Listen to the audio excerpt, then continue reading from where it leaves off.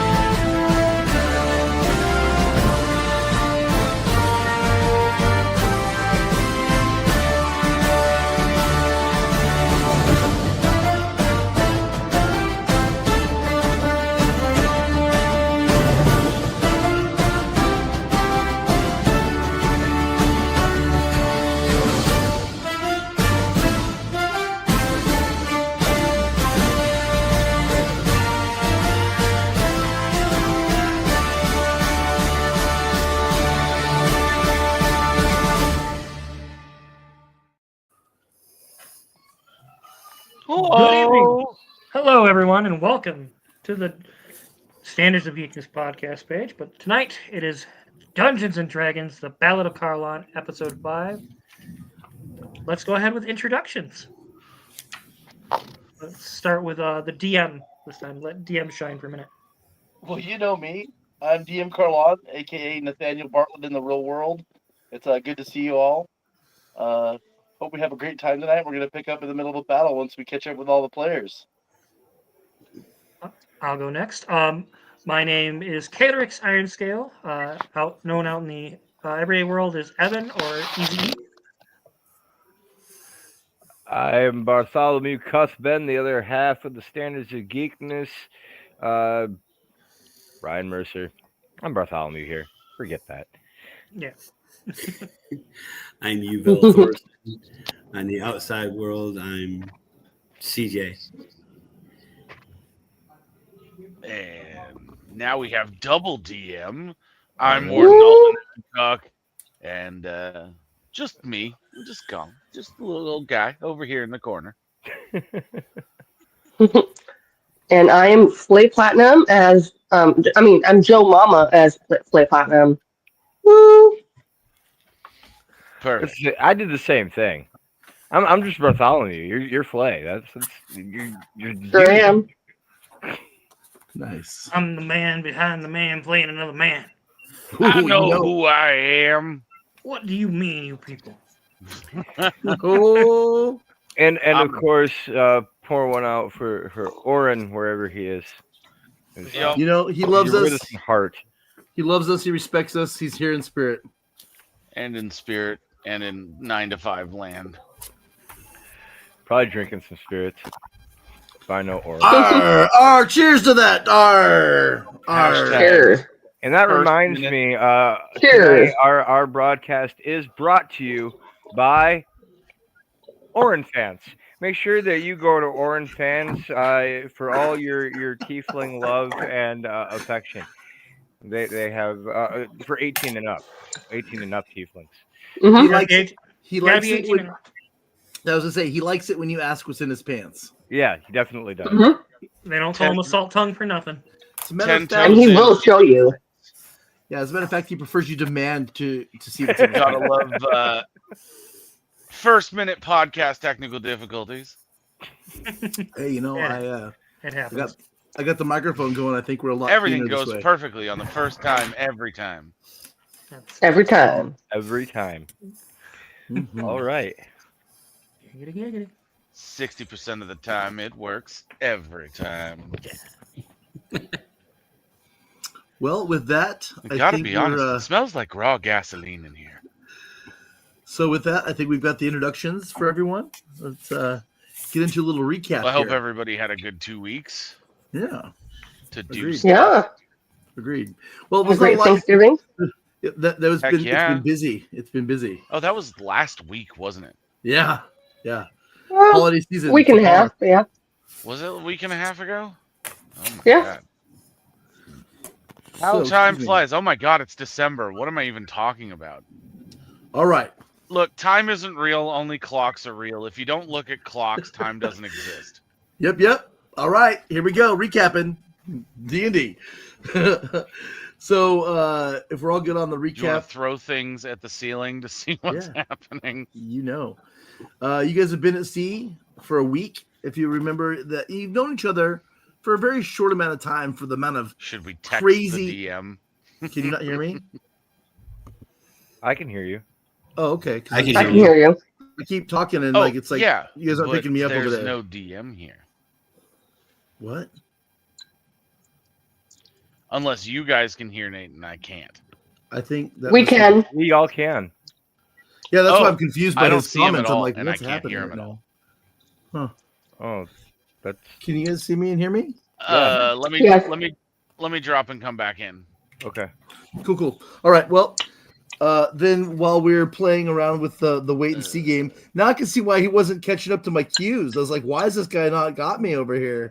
I'm like, wrap it up, brother. You guys all got it. And he's like, calls like, doopa doopa doo. I'll admit I was a little confused. Well, it makes more Mhm. sense. It makes more sense now that he wasn't just trying to ignore me. He's like, is he here? That's funny. I was like, oh man, maybe I am ghosting because I switched from one platform to another.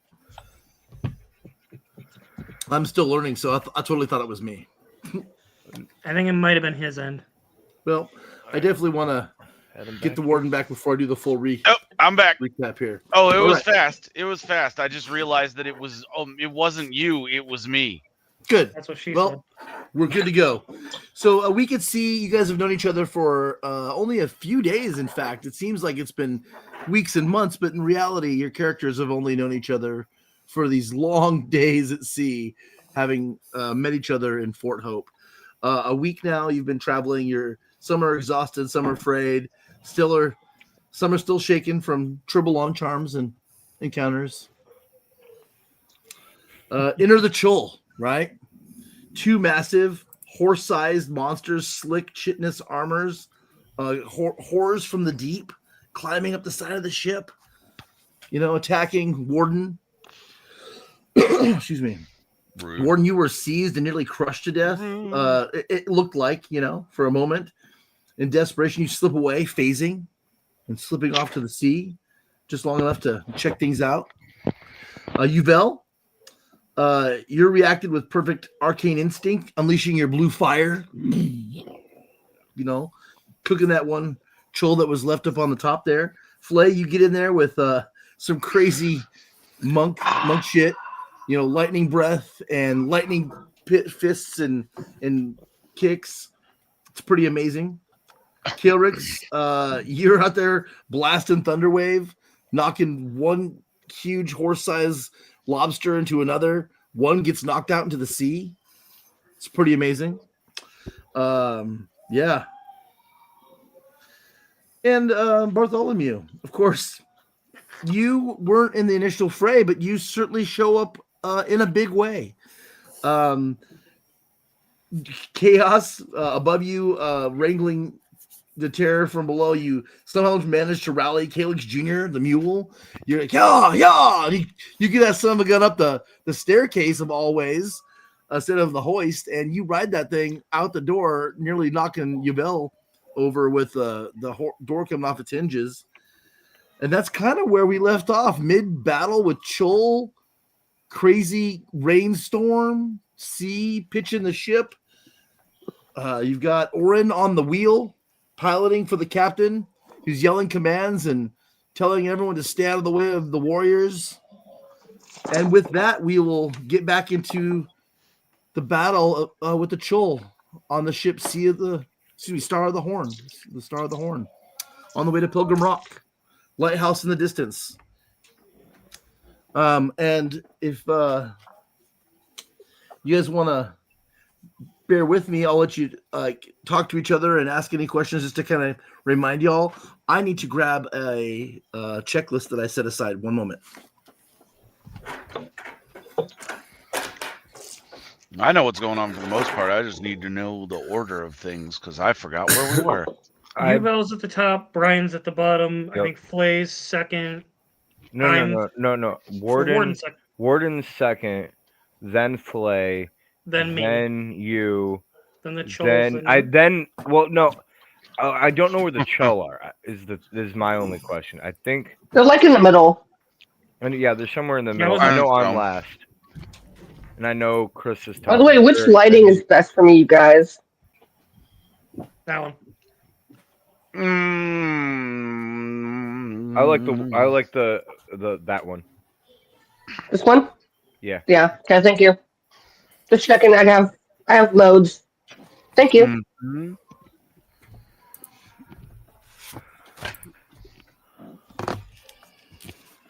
All right. All right. So, Time to thank you rock for your and patience roll. with me there. You know how it goes. I have too many notes and not enough brains. I try to help you. Well, you know. And Sometimes two's not enough. I have almost all the things I wanted, but I've misplaced one thing. I'm going to have us re-roll the initiative. I'm sorry for that, guys. Oh. Unless somebody else wrote it down. We're literally just talking about it. Uvel is the top. Nice. I Then remember that. Then He it's would be a Warden. Mm-hmm. Then Phlae. Mm-hmm. Then Kalerix. Mm-hmm. Then Chull. Mm-hmm. And then Bartholomew is at the bottom. And you. Oh my gosh, I love you, buddy. You see enough of it in editing, you memorize. Right? That's exactly what it is. Funny too. It's funny too because I had all my notes spread out like literally yesterday, but then I cleaned house and did some things, and I'm like, "What did I do to myself? I broke my brain." So, yay! So I know I'm gonna find them right after we're done playing tonight. I'm sure. So anyway, Of course. that's the important thing. I've got the initiative order. Bartholomew was the last one to go, bringing Kalerix up the stairwell. So with that, Uvel on the deck, having just barely jumped out of the way from the door, rain splashing your face, lightning crackling in the distance, the warden missing, you don't know where, Phlae's there, your friends are there. Any questions for me before you proceed? Let's do it. I'm going to use my action to stand up. I'm going to use my bonus action to cast the cantrip Mind Sliver. All right. Am I resisting, or are you gonna have to cast that? Sounds like it's a charisma saving throw, I believe. Brian, can you Bartholomew, can you look that up for me? Yeah. I got you. I hit it.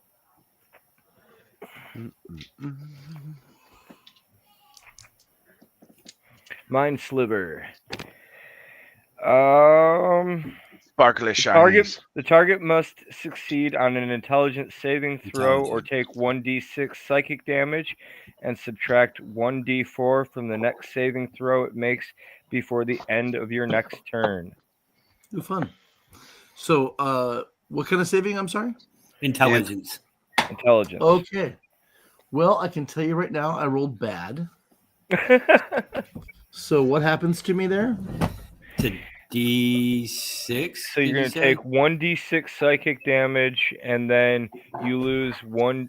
That Chull loses 1d4 for the net on every saving throw for the next round. Nice. Minus 1d4 saves. And it took 5 psychic damage. Psychic. Boom. Yeah, it definitely has no resistance to that, so you're good to go on that, buddy. All right. And you definitely have hurt this thing. It's not in the best of shape. You guys have damaged the heck out of this monster. Mm-hmm. It's bloodied. Like I mentioned, it's got a cracked carapace. It's bleeding down the sides. It's got burn marks and lightning strike marks, and it's just been battered and beaten. It's not a happy Chull. Uvel, it only took a little bit, like half of your movement to stand up, and that was your bonus action. So you still have movement and your full action. If that was a bonus action spell. It was a bonus action spell. I mean, cantrip instead, right? It's a cantrip. It's a Yes, you cantrip. can still use a full action to cast a spell if you would like, or do something else. There's a lot of actions. Sweet. You can I'm gonna- dodge, attack, I'm gonna drink some whiskey, you know? I'm going to cast pet the mule? As it's flying past you. Phlae, you rub that donkey. I'm Mhm. gonna cast magic missile. Okay. At what level? Yeah, full send. We'll go level 2. 2? All right, Yeah. so that's going to give you 4 dots. It's an auto hit. What It are can't you shield that. doing? You're going to Oh, hit yeah, it. that's right. Playing, go. Bam, bam, bam, bam. That's 4 strikes. And what is it? So- D6? I don't remember what the damage is for that. Oh, it's a D4 plus 1 per D4 per plus strike. 1? Yeah, so you're going to get Okay. 4d4 plus 4, essentially. So that's 4 points for the first one. 4. 4 points for the second one. That's 8. 3 points for the third one. All right, 11. And 5 points for the last one. Oh, damn. 16. So 5 blue, shiny magic missiles blast out from your casting there and strike that thing for 20 points of force damage. So that isn't very nice at all. All right, so you just damage this thing for 25 points as like a level 3 sorcerer. Just kind of slapping it around a little bit. Nice job. Yeah, fun. Savage. Yeah, and of course, like you said, it has a D4 disadvantage now on its saves. So if your other friends have magic or casting, it's gonna, or if you have more casting later that requires saving throws, that's an advantage. That's cool. That's a fun spell. Okay, nice little sliver there. I think we all hate slivers. Hate them. Bartholomew, you are up, my friend. No. You sure about that? Warden. Excuse me. I'm at Excuse the me, I'm at the Warden. end. Warden is next. I'm sorry. I got confused. You I like sure to. about that? I like to be out of my mind and read things wrong. Thank you for correcting me. Sorry. I stand corrected. Yes. Uvel, that was you at the top. Warden, you're up, and then followed by Phlae. Matter of Correct. fact, I'm going to fix my little guideposts here. So What you got?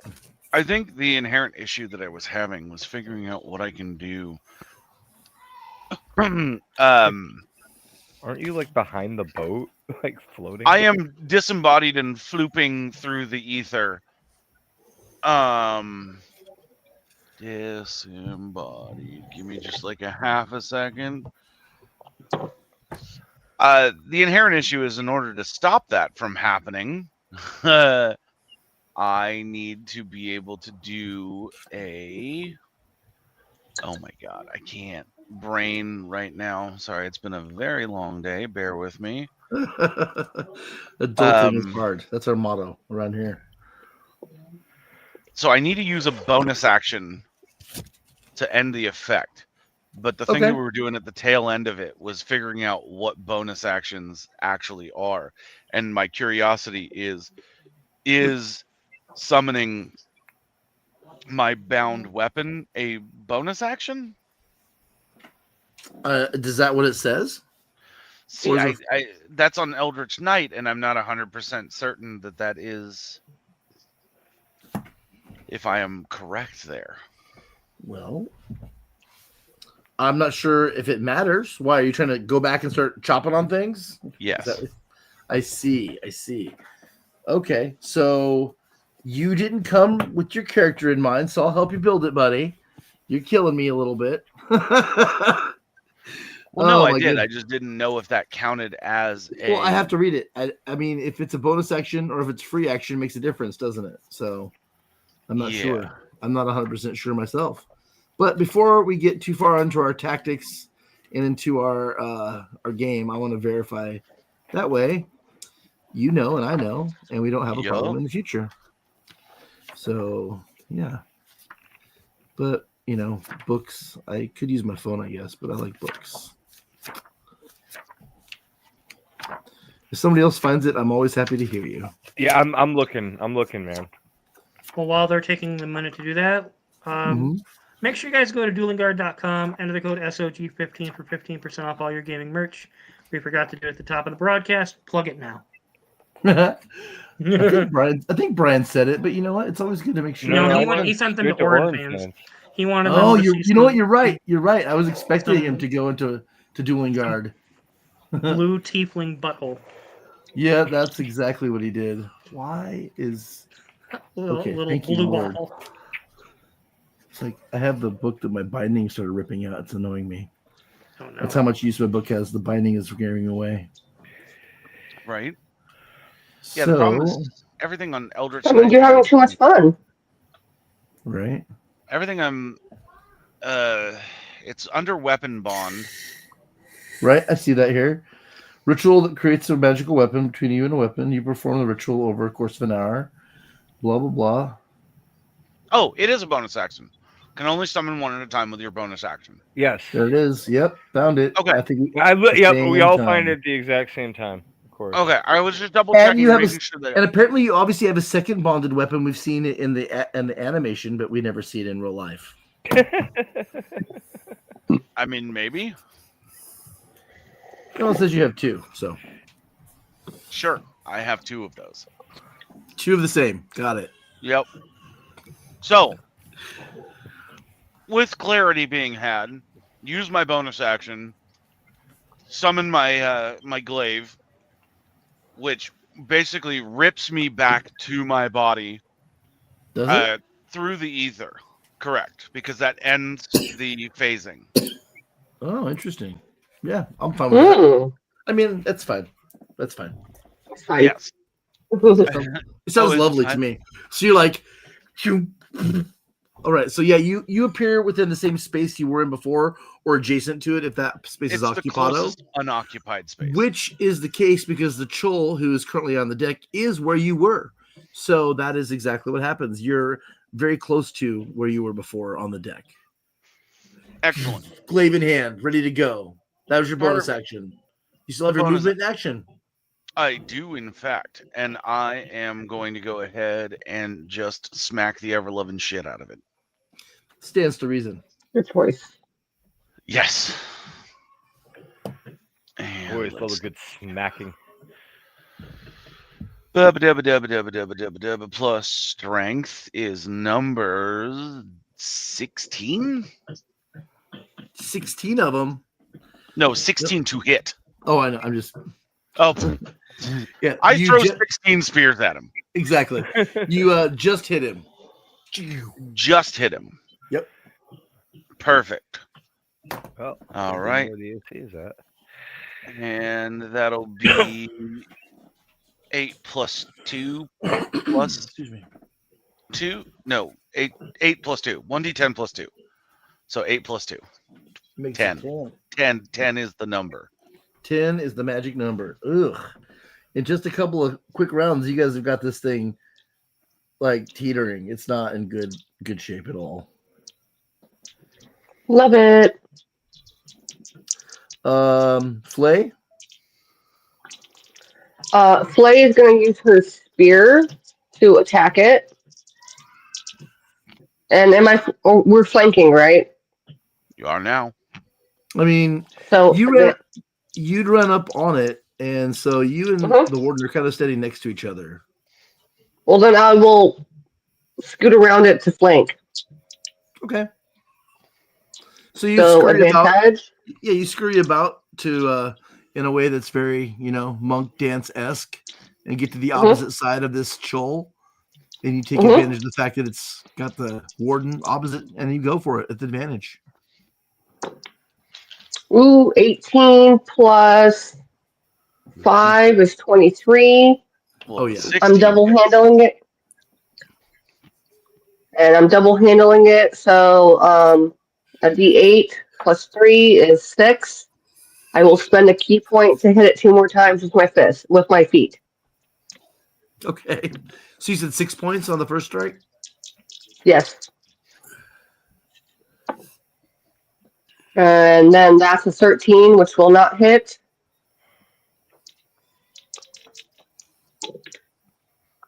And then an 18, which I believe does hit. So that's a D4 plus 3 Ooh, is 7 damage. I rolled a 4. nice. So you did a total of Nice. 13 damage altogether there. Nicely Mhm. done. Bip bop boop. Biddy, bada, boo. Fuck them up. Wow. Mm. All right, Kalerix, what do you want to add to this crazy? Hmm. I'm sorry. Are you done, Phlae? I am indeed. All right. For my cantrip, I'm gonna cast Guidance on myself. I mean, Then I'm gonna get a little closer. How far away are we from this? Because it got you bounced are. back. Yeah. So if you imagine the railing being the edge of your battlefield and the troll being next to the rail, you have Warden on one side of it and Phlae on the other. You were a little bit behind because you'd cast Thunderwave. It's about 20 feet away from you. Okay, so my movement's 30. So can I use a bonus action to move closer and then? You don't have to use your bonus action. You just have Just use the movement. standard movement. Oh, let me move closer towards him, and then I'm gonna pull out my divine pistol, and we're gonna slap a bitch. Just to be clear, mechanics, ranged weapons are a disadvantage in melee, and so you want to shoot from range and not be in. Pistol isn't really a ranged gun, though. If you think about It it. is. Okay, well, if that's what, then we will not move towards him, and we will just shoot. Yeah, if you want to get up within 10 feet, sure, but as soon as you get within close melee range, you make your ranged weapon Let's a move up to disadvantage. right outside of it, basically, where I'm like Yeah. 12 feet from him. I Sure. pull out the pistol. Also, can I clarify something for you? What's up? You cast Guidance on yourself. That only works for ability checks, not attacks. Oh, I knew that too. I just wasn't getting into that yet. I was clarifying the weapon. Got you. Yeah. So guidance is good for skill checks, not for attacks. Yeah. But it's good to have. Lasts for a minute, so he's got it on him. Fair. Okay. So Fair enough. let me see what I'm gonna do to him. So let me see if this hits. That is 17 plus. Oh yeah. Anything Numbers. above 16 hits. Yep. That is a dirty 20. Boom. Okay, so then So you- that's that's Oh, plus 5 to hit. So I forgot to ask. Are you proficient in firearms? technically not yet. It's I mean, it's a specific type of weapon. They do typically, like martial weapons, you have to be trained in them specifically, or you actually attack with a disadvantage. Okay, well, it's plus 5 to hit, so it's 25. So whatever that is minus the disadvantage.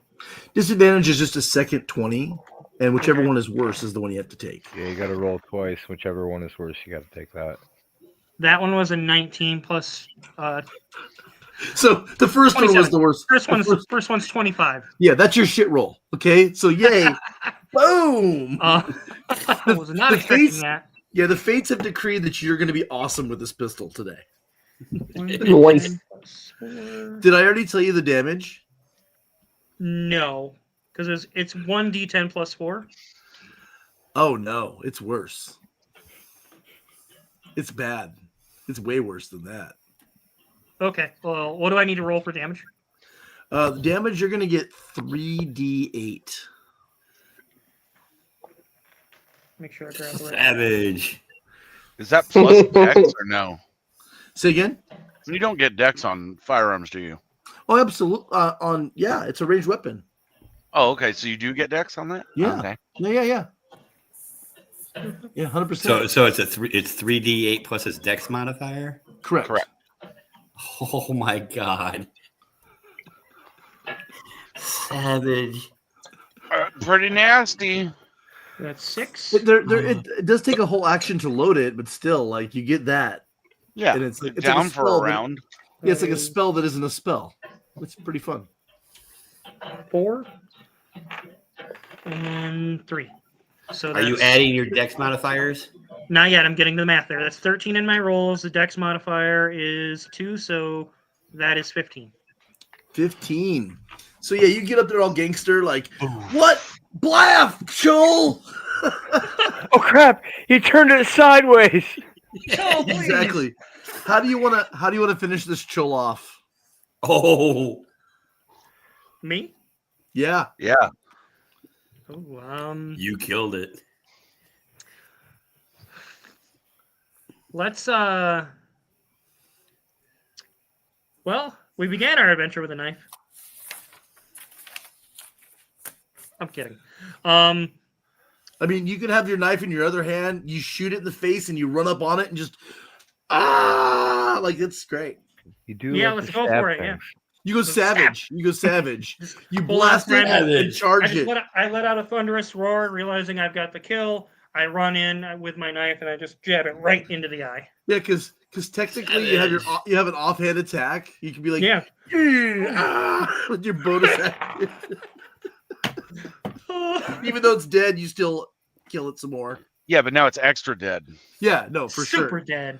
Not Extra coming dead. back now. No more questions. I really just wanted to use the pistol. That's all. Yeah, no, that's you my took knife off. blade. You took off like a side of its face and head, and then in the other eye that you still see, like not quite lifeless, as it's not lost the energy of life. You stab its existing eye, and you take it to the ground, screaming a savage draconic yell. What would you yell in draconic? Hmm. Mother! I like toes. You can tune into Orin fans for that. I mean, just a moment before your friend had been like, for the platinum one, so maybe you're feeling that energy. We'll see you in hell. This is for the platinum one. We'll see you in hell. This is for the platinum one. All right. Love it. So in that moment, everyone roll perception. Of course. Perception. Yep.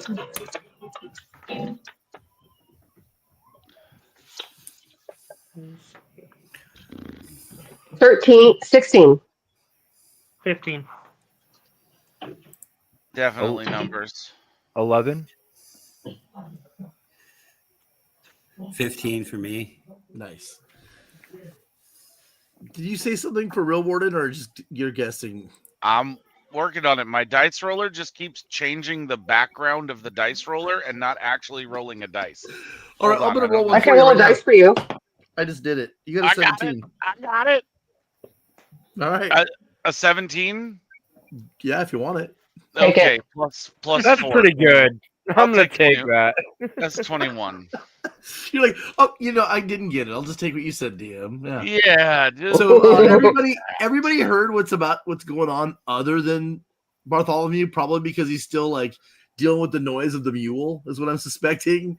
As you're so, like, Yeehaw! kind of excited about the platinum one, and the mule's like, "Rah!" And you're like up on top of that thing. It's a little distracting, but you, the rest of you, just those of you in the 15 category, nobody got over 20, right? So 15 to 17, like a lot of you are like just barely aware that the noises that the Chol were making, you hear still from one more Chol, and it's not the one that just went over this way, and it's not the dead one. It's one that's just now coming up over the front bow, opposite the angle that the Warden would have been able to see it. Of course. and so I did see it because I got 21. No, because it was not there where you were looking. It was literally the opposite side of the ship. Oh, no. Was this for the roll that we just did, though? No. And- No, I'm saying that you're aware that this is here now. You heard it. You're hearing it. A chill noise coming. It's just now like you see like maybe one leg about to come up over the top rail. On its turn, right? This is just making the ascent up over, and so like a couple of, and there's rain and noise, but you hear the noise of the chill. Bartholomew, what would you like to do? Oh, sorry, you don't know what's there though, right? Remember, so what would you like to do otherwise?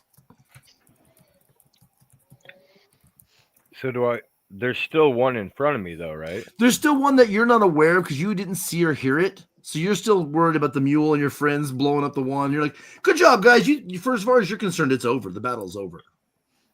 Like you're not really aware that there's another one. You're like the only one who didn't hear it or see it. Can I just hold my action?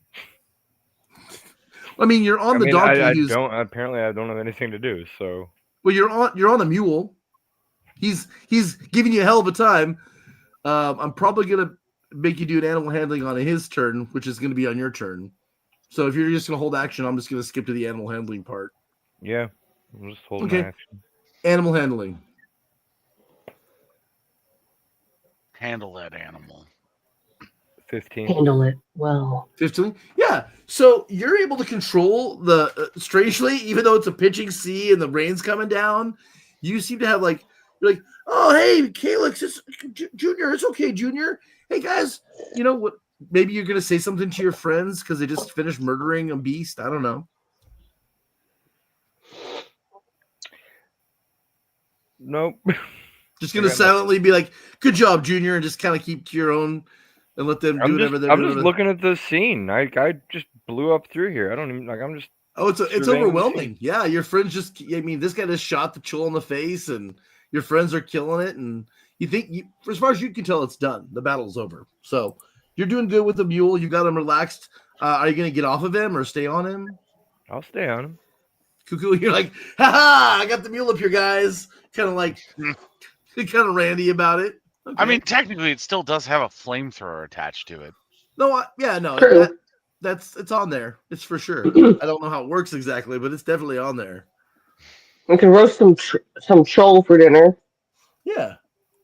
All right. So, Yuvel, what would you like to do? Do I see this thing now? Well, you were aware of it. You heard it, and so you looked over there. And you see like the one claw coming up over the side. It's barely visible. So just the claw is visible. Mm-hmm. But yeah, you know it's attached to a horse-sized horror just over on the edge. How far away am I from this thing? Perfect. I was just gonna say, I think you're probably like 30 feet from it. Like it's at the far front corner of the ship from you. I'll move half that distance to be 15 feet. Mm-hmm. And I will hold my action until needed. Okay, you're not gonna tell anybody what you're doing. You just I'll let everybody know that I'm moving. That there, this thing's here. That we got another one. Because you have to remember when you do perception, because you notice something doesn't mean that all your friends notice it. So it's always good to remember to use your free action to let them know. Yeah, I let everybody know there's a third one at the front. All right, so Yuvel's yelling over the storm. There's another one up here, and he's kind of making sure that those of you who may not have known that it's up there. With that direction, Bartholomew, you can glance and give me a perception again.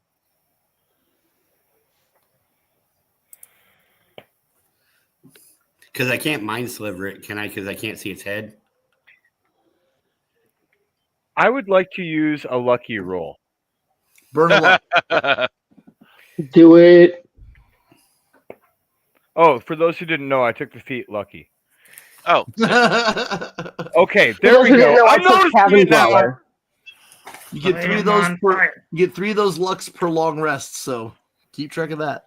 All right, so that's a 19 now. Okay. I'm noticing it now. Yeah, with your friend who's like, it's over here. You're like, what? And you see the claw now up on the edge. And you realize there's still another troll to deal with. And you didn't really see what happened before, but this thing is frightening and terrifying. I mean, you can still see the masses on the deck, right? I'm sorry, hold on. Warden, he can. But yeah, Bartholomew, what was that? I want to know if I'm allowed to take my turn now. Oh, you held your action. So you still have movement. You didn't go anywhere. And you still have, whatever you want to do.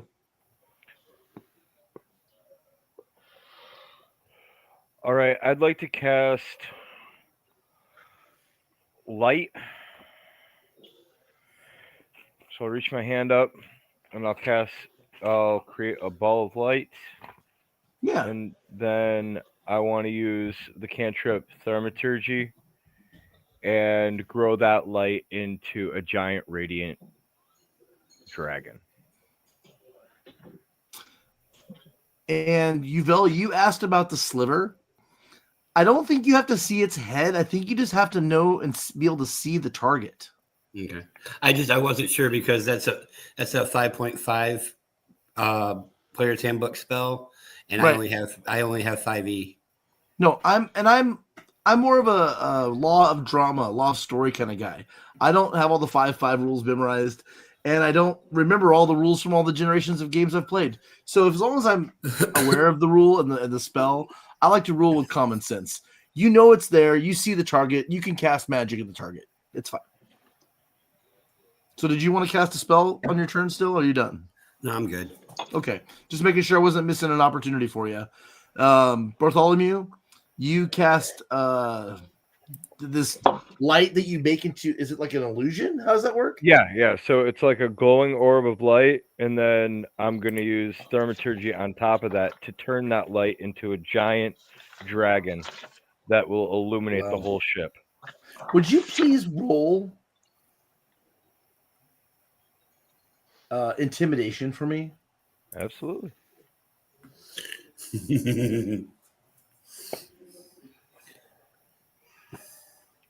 15 plus 1. Will you also shake your head really quick and make flappy sounds? 16. 16.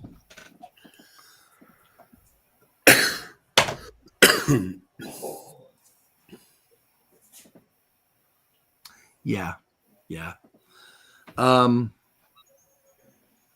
Okay.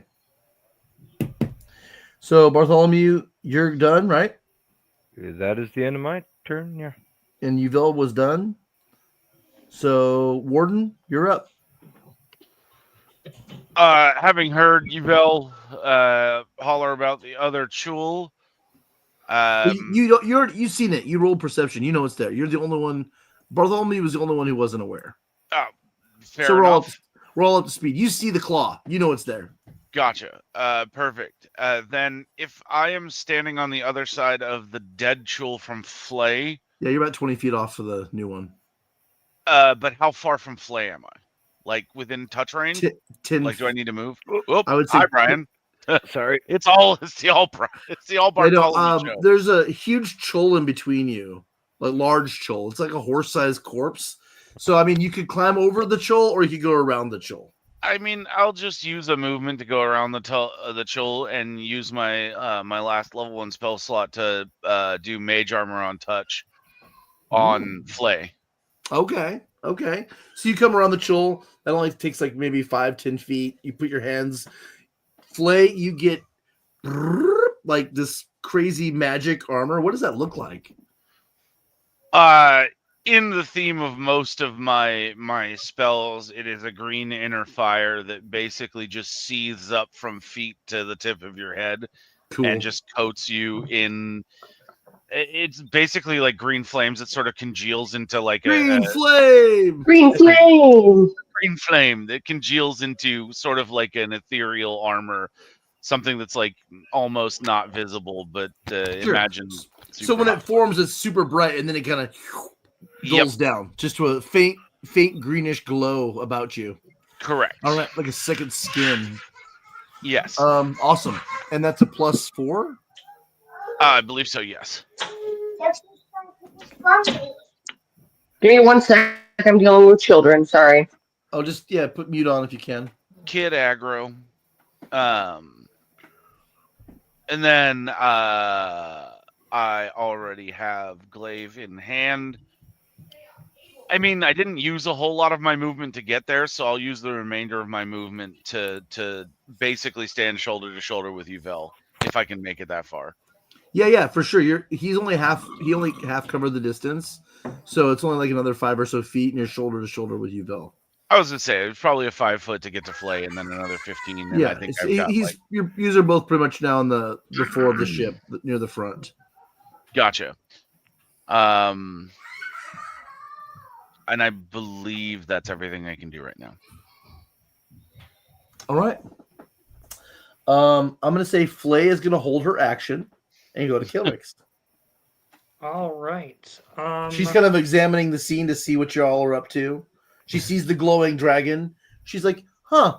Let's see what happens." Let's give it a moment. Well, Oh. and she also just got covered in fire. Yeah. How far did you say we were from this thing? I will put her shoulder to shoulder with the others, so she's not going to stand there, but she's like right there with you guys. Okay. I'm sorry, Kalerix, you're asking how far you are from the monster? Yeah.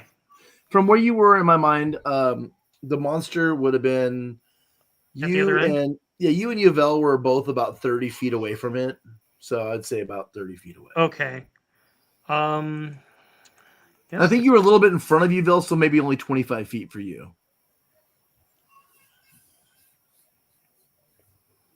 Let's go ahead and fire up the Eldritch Cannon. And you moved closer to the Chul. So you're right up there. I'd forgotten about that. Duh. You were pretty much smack in between the Warden and Phlae, so you're right up in the action. Yeah. You're right. Let's fire up the Force Ballista one. Oh, your little buddy? Oh, yeah. As a bonus action? We'll fire him up and then fire him as a bonus action. Is that how it's done? Yeah, according to what I'm reading in the book anyways. Yeah. And then make a ranged spell attack originating from the cannon at one creature object within 120 feet of it. On a hit, the target takes 2d8 force damage, and if the target is a creature, it is pushed up to 5 feet away from the cannon. Oh, God. Yeah. Okay, so you're just going to put down your little mech and be like, attack! Yep. That claw. I choose you, Cannon. I choose you! Let's do it! That is Cannon soldier. 18. 18 of them. All right. So, did you tell it to attack the claw or just attack the monster? Attack the monster. Excellent. 3/4 cover. Oh, it's wait, it has cover? Well, it's only like a claw.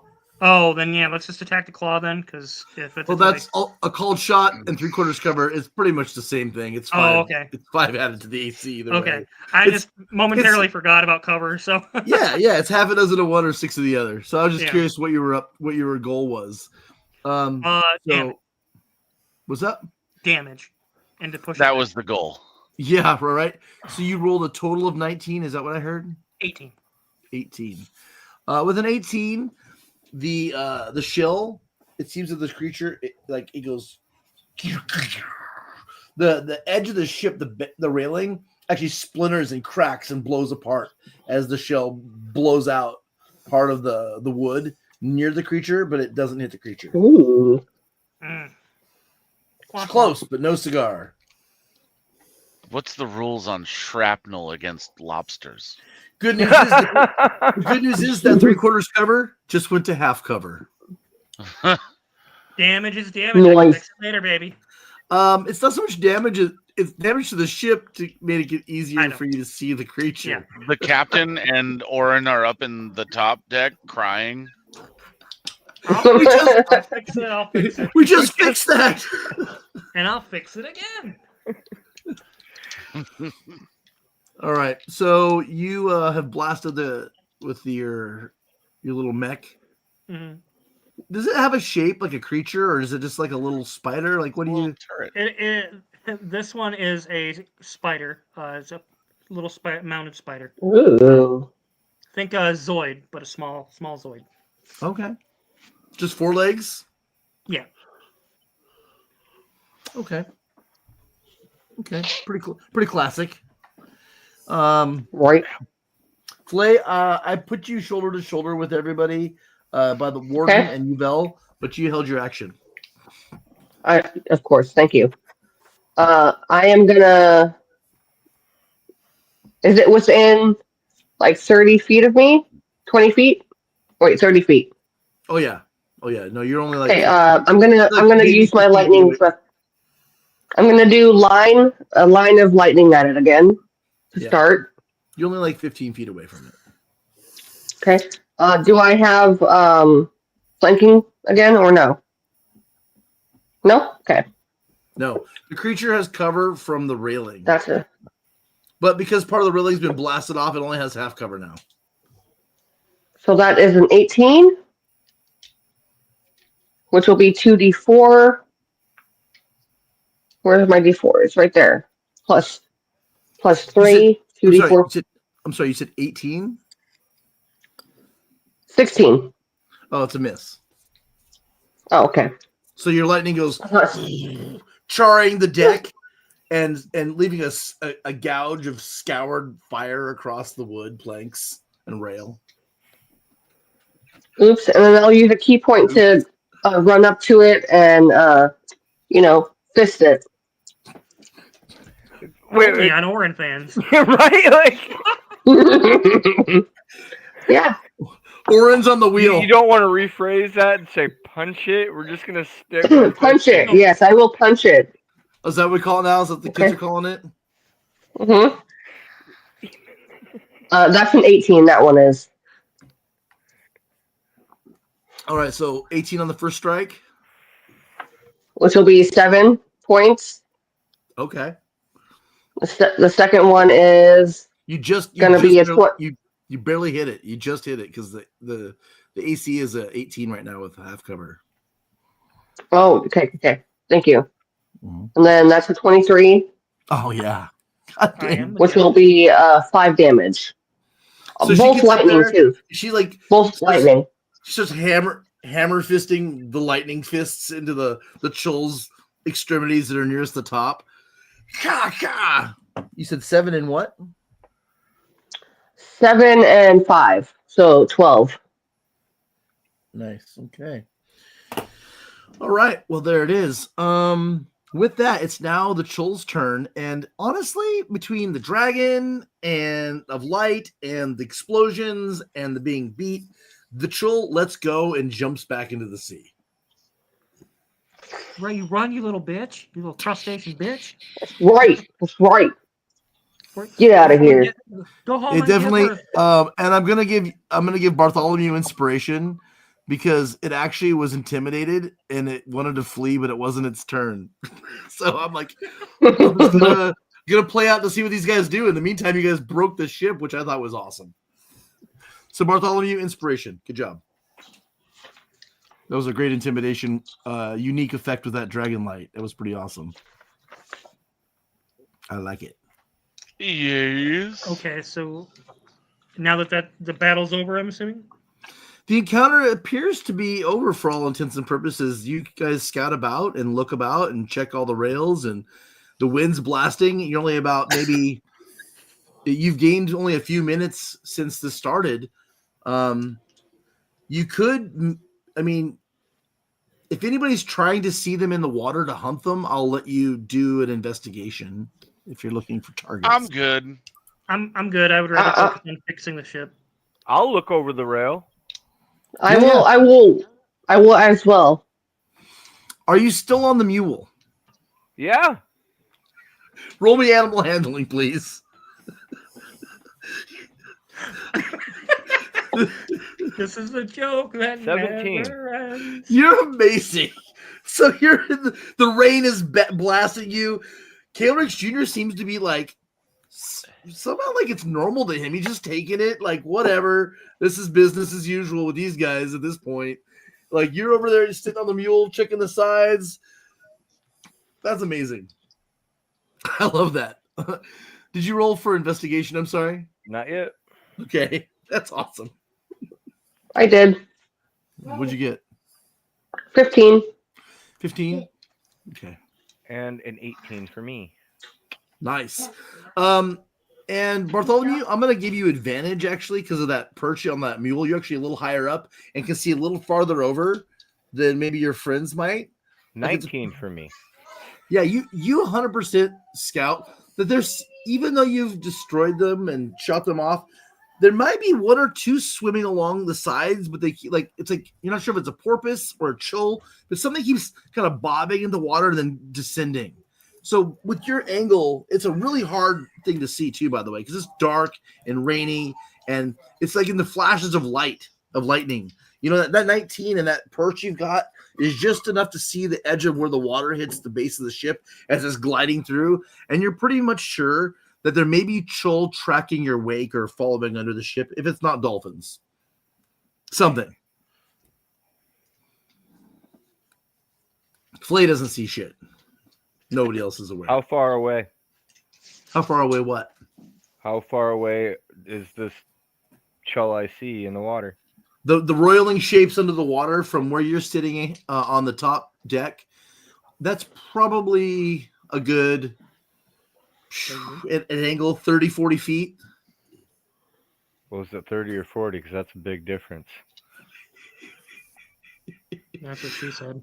With the 19, I'm gonna say your investigation is that it's probably 40 feet away. All right. Well, And it's not consistent because like it'll pop up and then it will disappear. So it's like it's there and then it's gone. And then it's there and then it's gone. And it's not regular, it's irregular. So you're not sure if it's one or two. Every once in a while you think it might be a second one, but you're not positive. It's a big weird creature. You don't know. It's dark. It's flashes of light. It's hard to see. I'd like to cast guiding bolt on it. You're like, oh, whatever's down there, I'm gonna burn it with light. Okay. Take your raggedy ass back home. So a lot of you are like, Get. kind of like, Go on, get. a lot of you are kind of checking around the edges and checking the dead one to make sure it's actually dead. And you see Bartholomew kind of like tromping along the deck with Kalerix Jr. He's like, huh. And he's taking a really long time and a really long, hard look down at the water. And he's just like, he kind of like brings Kalerix Jr. back a little bit and he kind of leans over as far as he can comfortably and safely. And he's like, by the powers of the Platinum One and light, and you do the thing, guiding bolt. Donkey Whoa. punch. All right. What's that? What's the roll on that? 4d6. Is it an attack or do I resist? It's an attack. Roll that attack. I was gonna say, can water resist lightning? I mean, everything has a hit number and everything has an AC, I guess. I guess it's true. I probably don't hit it. That is that's just a 3. Ooh. This is where that's where that lucky comes in. You know what? I will use the lucky. I was going to use that inspiration, but I forgot to do it before I rolled, so. Well, thank goodness. You're lucky you had that. Lucky. 16. 16. Well, what do you know? That's the magic number. You, in fact, do strike the hidden Chul with your crazy bolt of divine energy. I'm out 2 lucky strikes. Radiant damage is what it is. Yeah, the radiant. I'm sorry, can you repeat that? I missed that. Oh, you totally hit it with your radiant energy. A light breaks the sky again, almost blinding you all. It's a different form of lightning. It's this beam comes out of the heavens, striking this aberration that's just barely swimming in the sea. Can it come out of the mouth of my glowing dragon? Sure.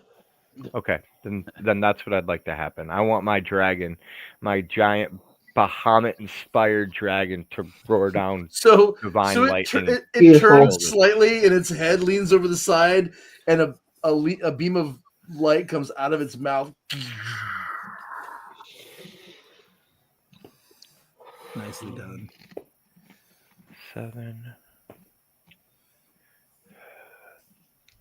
12, 16. Oh yeah.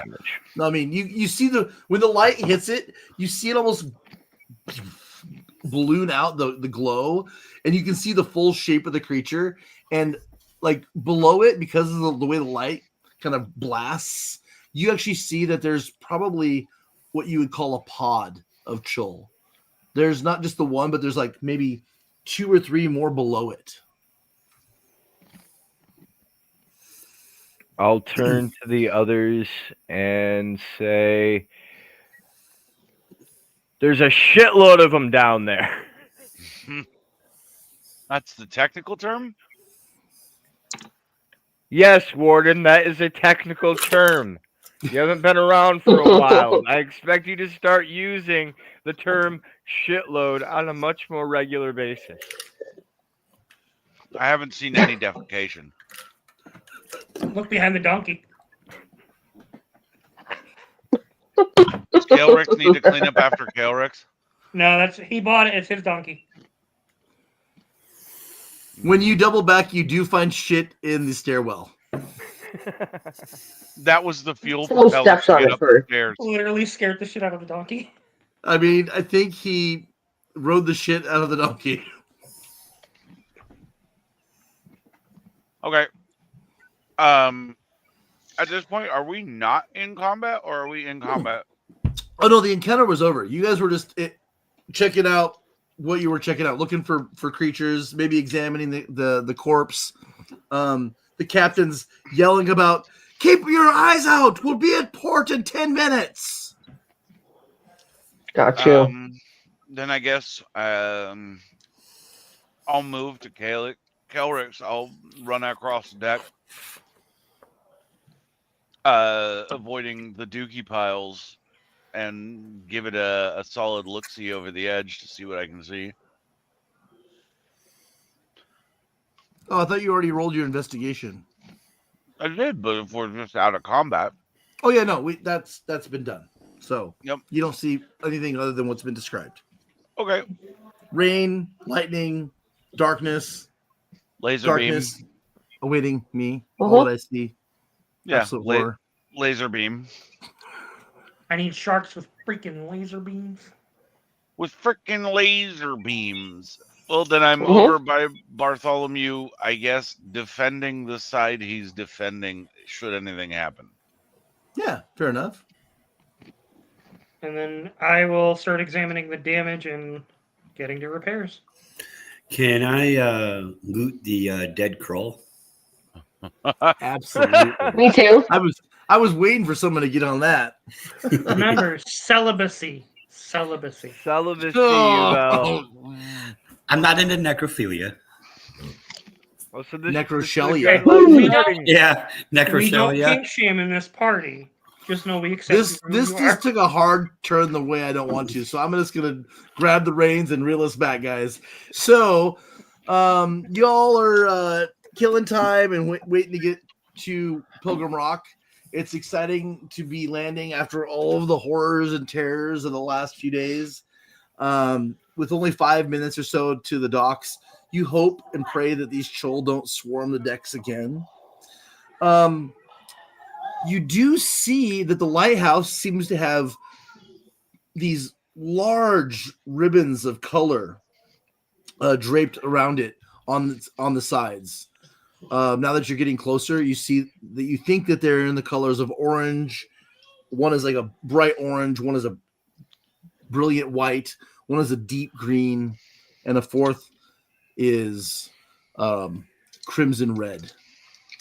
And you know, those of you who are aware of time and calendars and these kinds of things, that this time of year, it's close to what is known as Yule Sabbat. Yule Sabbat is when the shortest day and the longest night occur. And many cultures around the world celebrate Yule Sabbat in different ways.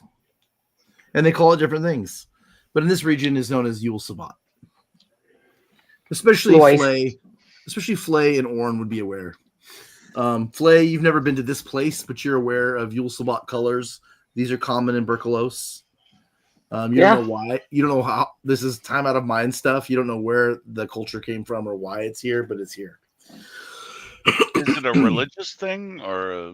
It's not necessarily, but is very spiritual for some people.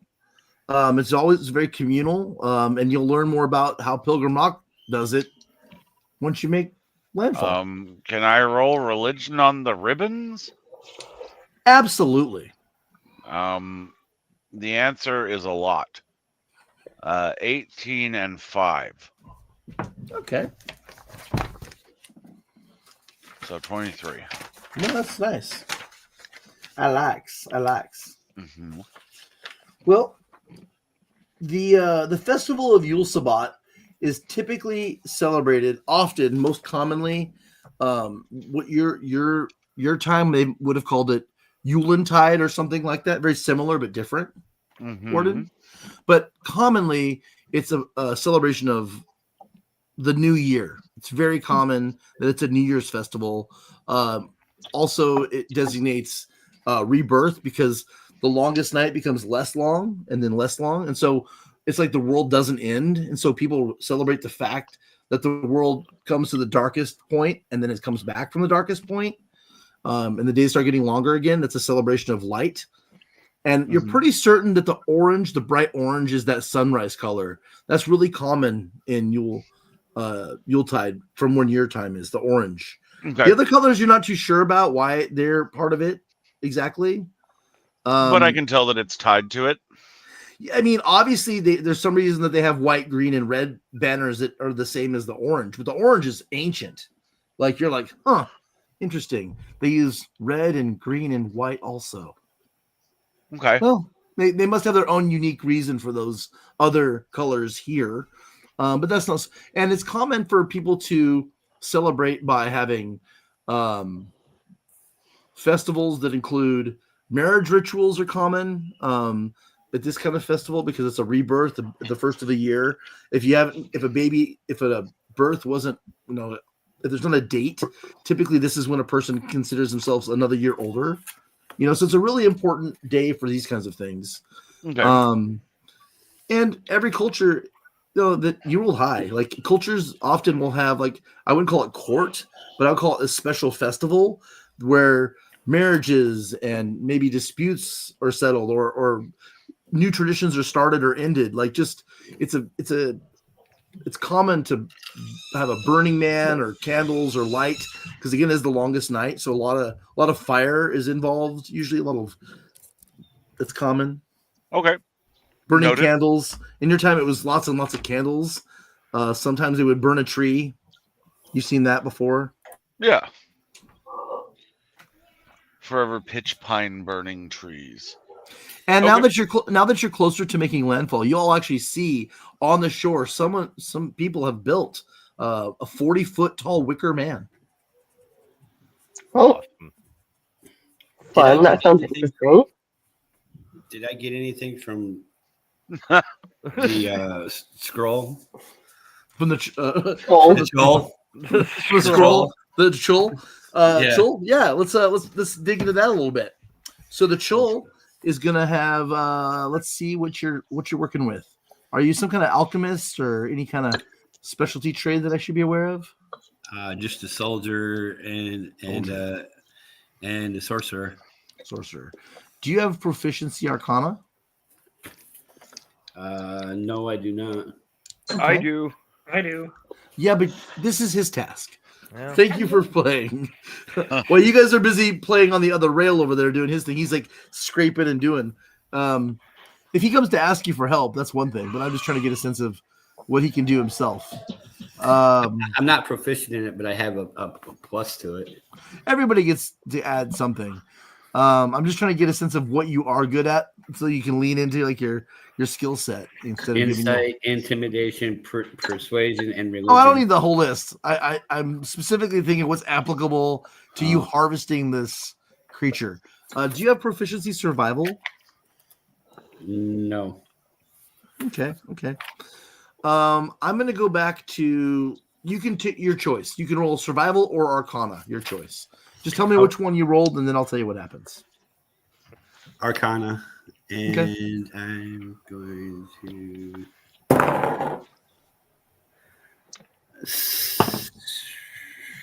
19. Okay. You were aware from the quick discussions you had with your friends that those tentacles were causing them to feel sick and poisoned, but they didn't actually get poisoned. So there's some kind of venom in those tentacles, and they're easy to extract. So you cut the tentacles, and you're hoping to derive some poisons out of those, but you're not really sure how. So you'll just keep those for later. You're also aware that creatures like this, the chitin itself might be valuable. So you're wondering if there's a way to maybe sell it in town or clean it, or maybe you don't want to just throw it overboard when you think this shell could be maybe worth something.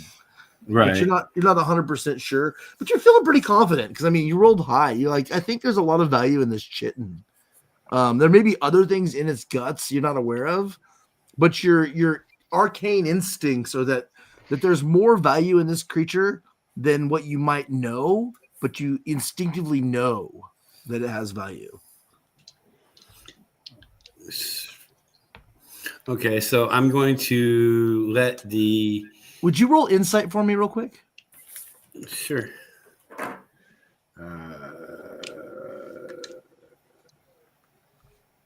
Not the right dice. This dice.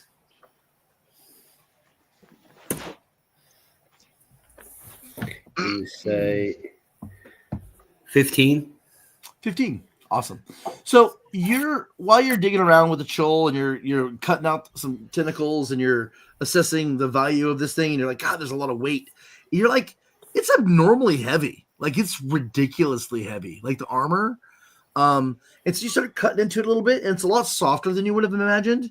And you realize that the armor itself appears to have a lot of gold fleck in it that is like, you think it might actually be gold. Ooh, that's nice. He's sparkly. So I'm gonna let the captain know not to ditch this thing overboard. That I'm gonna try and sell the carcass and everything. Okay. All right. So y'all make landfall unless there's anything else you all need to do, or you have questions or sidebars before we hit landfall. I'm gonna As put long I'm gonna store the burrow, Kalerix Jr. Okay. Down below. So he Find doesn't somebody really. to care for him. Yeah, he doesn't want to go down the staircase because normally he's winched in with like a rig down a hole, and he's not interested in going back down there now that you've got him up here. So give me that animal handling disadvantage as he seems to be stubborn muling you.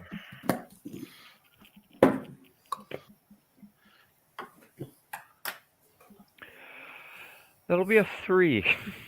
He's waiting for- basically sitting. Like, can you move a sitting mule? Like, it doesn't want to go. It's No. like, All right. Is there anybody else on this ship who's good with animals? Are there any crew that want to help me? Bartholomew, we're about to get off the ship. We might as well take the ass as you're with us. fighting the mule, they're all starting to get ready for rigging and sails and dropping lines, and they're all shaking their head at you like, you hear somebody say, "Asshole broke the door." Like, they're not interested in your problems.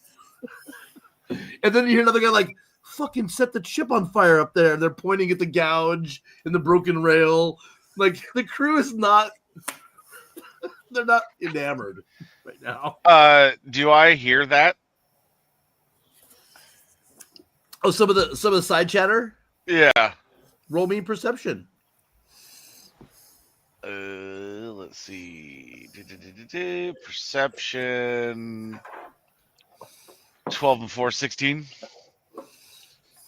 You do hear comments about how you hear something like, "Can you believe these assholes almost were breaking the bow and wrecking the ship?" They're making comments about damages to the ship. That's what you hear. Okay, perfect. And then I will clarify, that was not Bartholomew that broke the ship. That was Kalerix. But Kalerix is already working on fixing it. And then I will go over to Bartholomew and attempt to assist in the animal handling. For sure. Well, and Thank you, I'm Warden. gonna let you. I'll just let you all get it done. You with the Warden's help finally get this ass to go down the stairs. It's not easy. It's arduous. You guys are still going to be in the middle of doing it while the ship is docking. Okay, so it takes a hard minute because he is not going fast. But with effort and tenacity, you not uneasily able to get it down there, but you get it down there. All right. So upon pulling up to the dock, the captain has come forward and assembled y'all. He's like, "So quickly before the dockmaster comes, they know me and my crew. And you came to me as a group. Do we have a name we can register your company as? Or are you individuals?"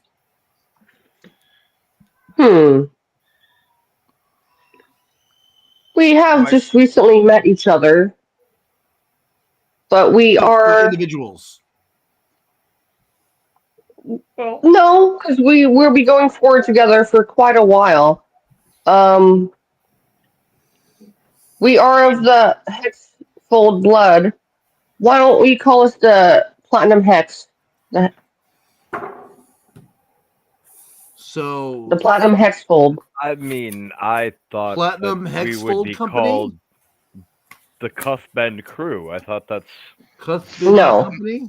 no, the All right, Cuthbend got it. Answer's no. Cuthbend Company. Got it. no. No. It's the Hexfold. The Platinum Hexfold is what we will be called. All right. You roll persuasion, Bartholomew. Phlae, you roll persuasion. Anybody who wants to make this argument, roll persuasion. My name is Warden. I roll to persuade myself. If you declare that you're not part of the company and you're independent, that's fine. That. All right. 17. 14. You know what? I'll even use my inspiration just to see if I can get higher than 17. Can you get higher than a natty fucking 20? You're supposed to declare it before you roll the dice, so you can't do that. Okay, that's fair. Remember? That's part 17. of the inspiration.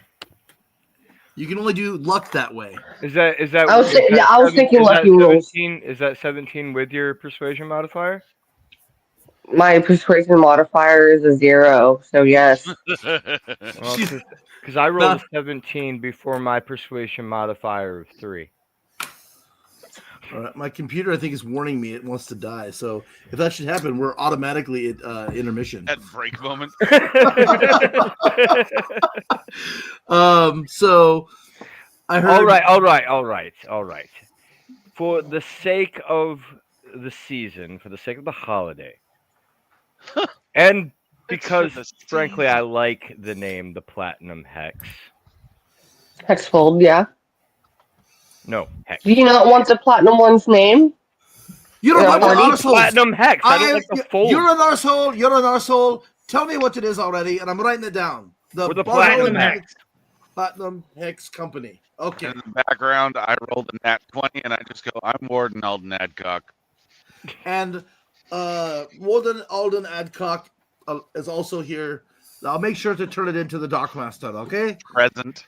The keepers are always wanting to know who is a coming and who is a going. The Atoll is a very, very tight ship of its own way, you know?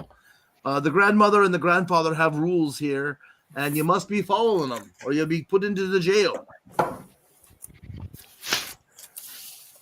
Or worse. Keep that in mind. There's worse. There is worse. And as always, I am Captain Saradin. Pleasure to have made your acquaintance, and I will be attending to my crew and my crew's needs, and we'll be staying here for what, a day or two to make ship repairs, or a week maybe, preferably. Sure. Whatever you need to repair the ship properly is fine. Captain.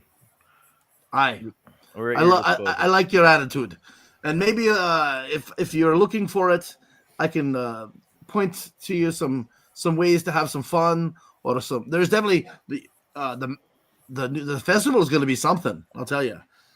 I imagine so. Yule Sabbat is one of the big ones around here. I'll tell you what. And if my markings aren't incorrect, that might be tomorrow night's festival.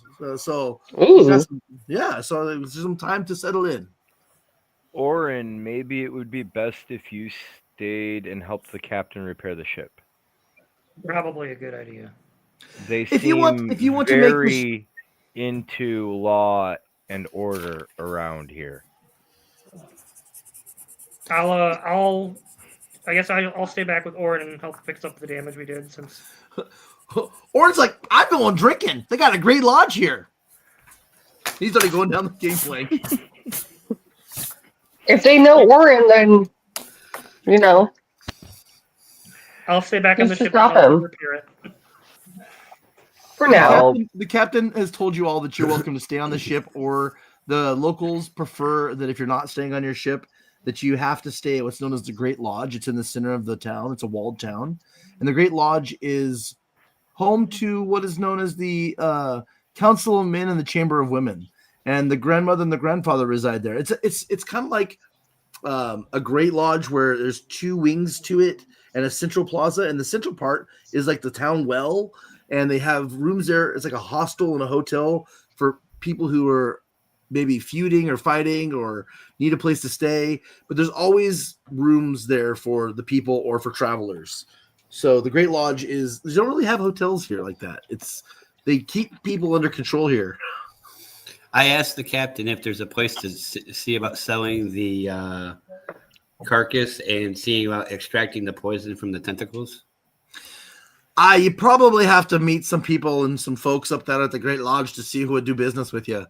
I have lists of families, but I don't have time to be going over it with you right now. Maybe tomorrow or the next day I can help you out if you don't find what you're looking for. Fair enough. Fair enough. If you'd like to go into town and see what shops and stores there are, I'd be happy to go with you. Cool. The night be terrible and dark, so I hope you all get a fine rest this evening. You can find some good drinking and good eating at the Great Lodge. I'm sure they'll be happy to put you up if you don't want to stay here on the ship. How late is it at night? Like, are there stores and stuff open? Yeah, or is so you guys got here about 2 hours past dusk, so there's still quite a bit of revelry and merriment. Like, people are really gearing up for the festival, so like pre-festival excitement. And the word is that during the day tomorrow, everyone's going to be fasting. So tonight, people are eating it up. Like, it's like Fat Tuesday tonight. Gotcha. Fat Monday. Exactly. So you see street vendors pushing around like kebabs and the smells of hand pies and cinnamon and clove, and they seem to be drinking drinks that are made like vanilla or chocolate flavored goat's milk that's been warmed with the cinnamon and nutmeg spices. Like, they've got all sorts of these holiday drinks and foods that abound, but most of them seem to be like hand size or travel kinds of foods, because the word is from the captain and the crew that are excited about it is that this festival is the kind of festival that people go between houses and go between shops, and people leave the doors are all left open so that the ancients and the ancestors can walk freely amongst the people. From our perspective in this world, it's kind of like Christmas or Yule meets Halloween. Okay. Like the Day of the Dead. And a little bit of Easter in there too, because it's a rebirth. It's a weird one. Halloween. Got it. Yeah, All right. Yeah, but it's definitely the solstice. Just to be clear. Well, Yuval, you want to go into town? Absolutely. Phlae, would you like to come too? I will be. That sounds like a fine idea. I've never actually been here before. One of the few places in our region that I've not been to. Orin's yelling to you from the dock. It's one of my favorite places. Hurry up, you louts! I'll kind of jog ahead to go with him. All right, I'll stick behind with Yuval. I don't get out much. I'll say once I get up to him. Like we're still walking into town, but we're not. I do not want to be associated with Orin right now. This is a long pier, and at the end of the long pier, kind of the side is this catwalk that leads to this immense lighthouse that you were following in. And the town is a very well guarded, walled town. It looks very clean and well maintained. And at the gate, there is some braziers burning, and there are a couple of vendors walking outside the town walls up and down the pier, because there's still like a few late night fisher guys that no matter the rain, they got their big old hats and they're out there fishing, because this is some island folk, and they don't care what season it is. They got a line in the water. Okay, that's just how it goes. They got lanterns out there, and they're talking big talk, and they're sipping some of their hooch, and look at these lubbers coming to see us here in Pilgrim Rock. There's a couple of old half-toothless dudes, doing their thing. Everyone seems to be married. Sir. Married to you. Merry Yule. Merry Yule. Merry Yule. And so with that, I think we're at a great plot for intermission. Does anybody have any questions before we run away? Negative. Cool. Well, Smoke them if you got them. Get yourself a drink. Drop a deuce. See you in 10-15. Make sure you flush. Especially you, Phlae. Especially. Yeah, I will. I always flush. Thank you. Every time.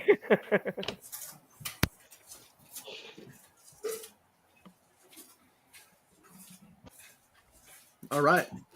So far, I'm pretty satisfied. Are you guys feeling it? We're getting there. You feeling it? Is it festive? Is it Yuletide-y? It's so festive, except for the shitty rain. Welcome to the Pacific Northwest.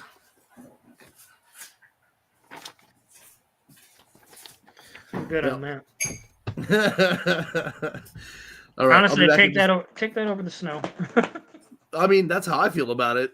I'll be back. One moment.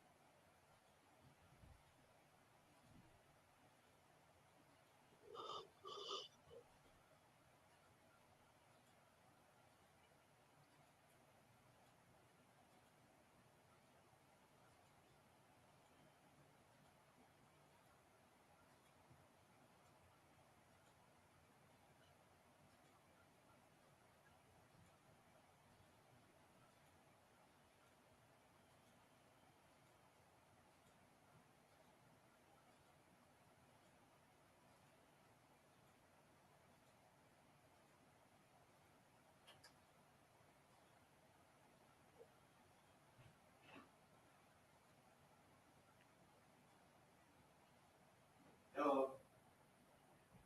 What?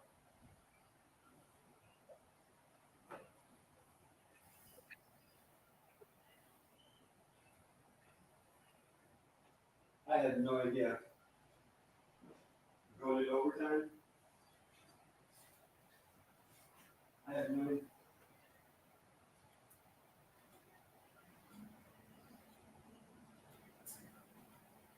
I take it it's a tie ball game going to overtime?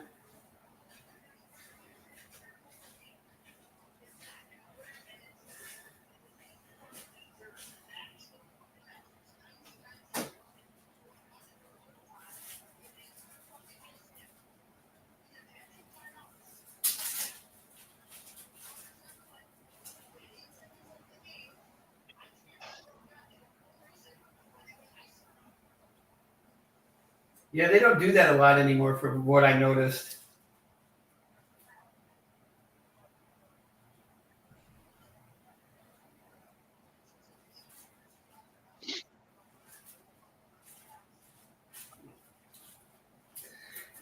That's wild to me.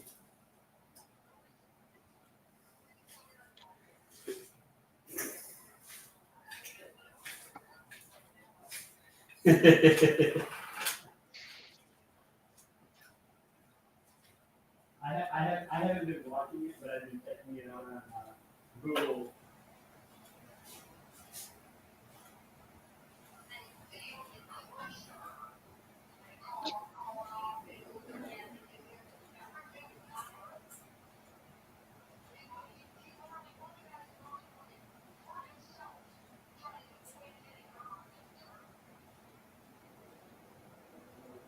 Wild.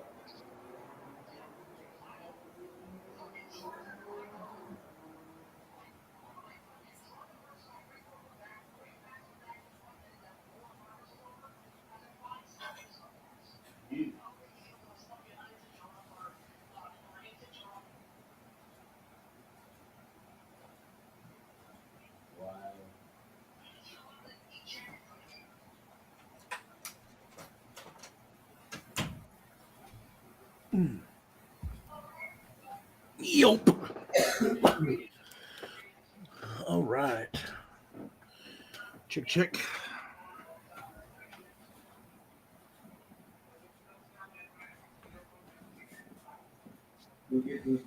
Check reality. You know it.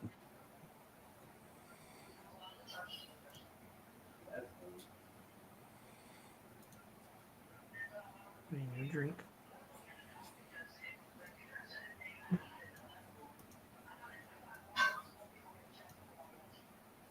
That's what I thought too. I thought the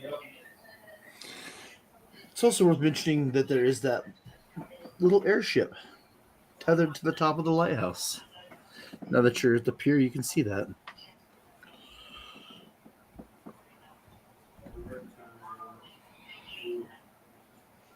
guaranteed. No, he is completely wrong. I just realized that I have No, a decent animal no, handling. no, hold on, so hold on. I'm going to read it to you right now. NFL overtime. Forgot about it. Mm-hmm. Guaranteed both teams in possession in regular season and playoffs in the 10-minute period in the regular season and 15-minute period in playoffs. We're gonna mute him. 4 wins, sudden death. Mm-hmm. Don't need your fantasy football arguing bullshit in the background.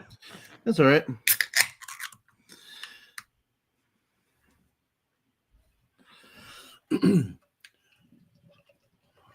Good evening.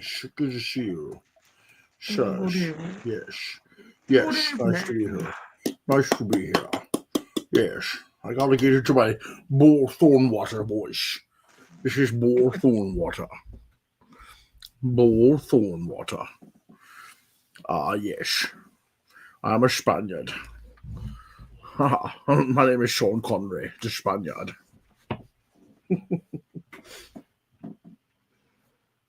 Shush, yes, I am Bull Thornwater. Bull Thornwater. Mm-hmm. I am Vishari Maradin. Vishari Maradin. Bull Thornwater.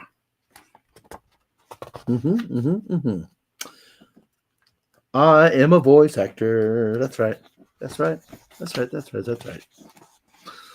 I am Bull Thornwater. I am Vishari Maradin. Vishari Maradin. But you may call me grandmother.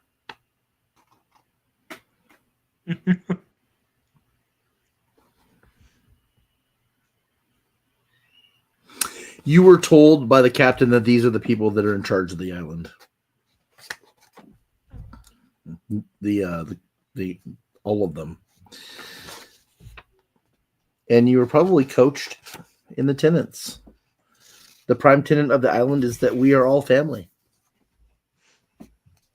Open warfare is forbidden. But the second tenet of Pilgrim Rock is any soul may call a duel.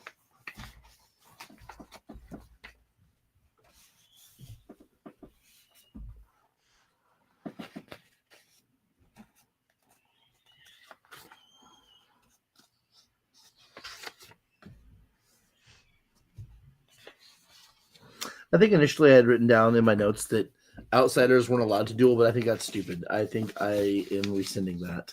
Outsiders are 100%. Like, it's the second tenet. Anyone can duel. You just have to have a witness. So, yeah. That's better. That's the way I wanted it to be. That was, yeah. Sometimes you make notes and sometimes you go, oh, I don't like that note. Delete. It hasn't become canon yet. We haven't done it, but we're about to do it.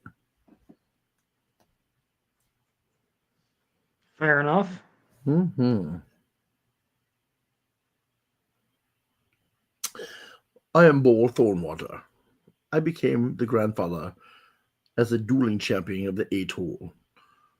I very early in my life earned renown by winning a string of formal duels during a period of inter-house rivalry.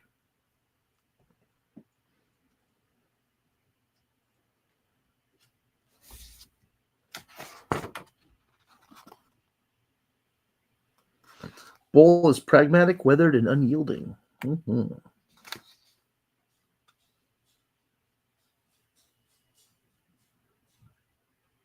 Bull inspires fearlessness. Vishari inspires loyalty. Nice.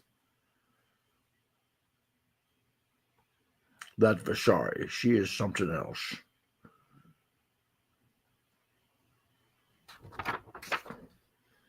Mhm.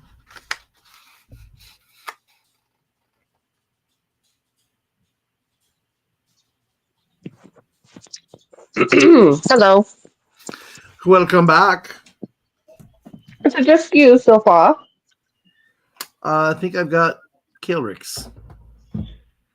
Hello. Bartholomew's here. I think everybody but you, Vel, and I think Warden's here. He's just silent. I'm totally not here right now. Yeah, I'm here.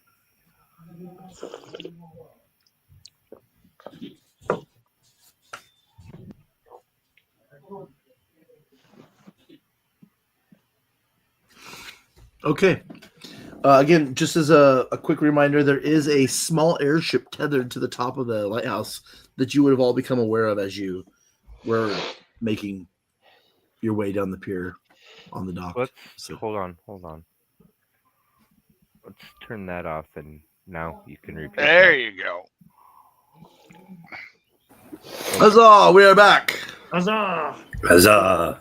Silkman, Huzzah. come on in. Yeah. Go.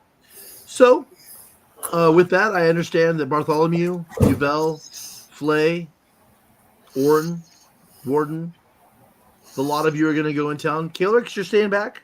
Yep, staying back to help fix up the boat. All right, so you're keeping an eye on your friend, the mule, also. I understand you're kind of handy with animals anyway, and you've already been making friends with the mule. Mm-hmm. All right, so you're going to take care of Kalerix Jr. And help mend the ship and just make good camaraderie with the remaining crew. The captain is taking his leave and going on shore to make arrangements, etc. So essentially, there's a skeleton crew left on the ship. Okay. All right.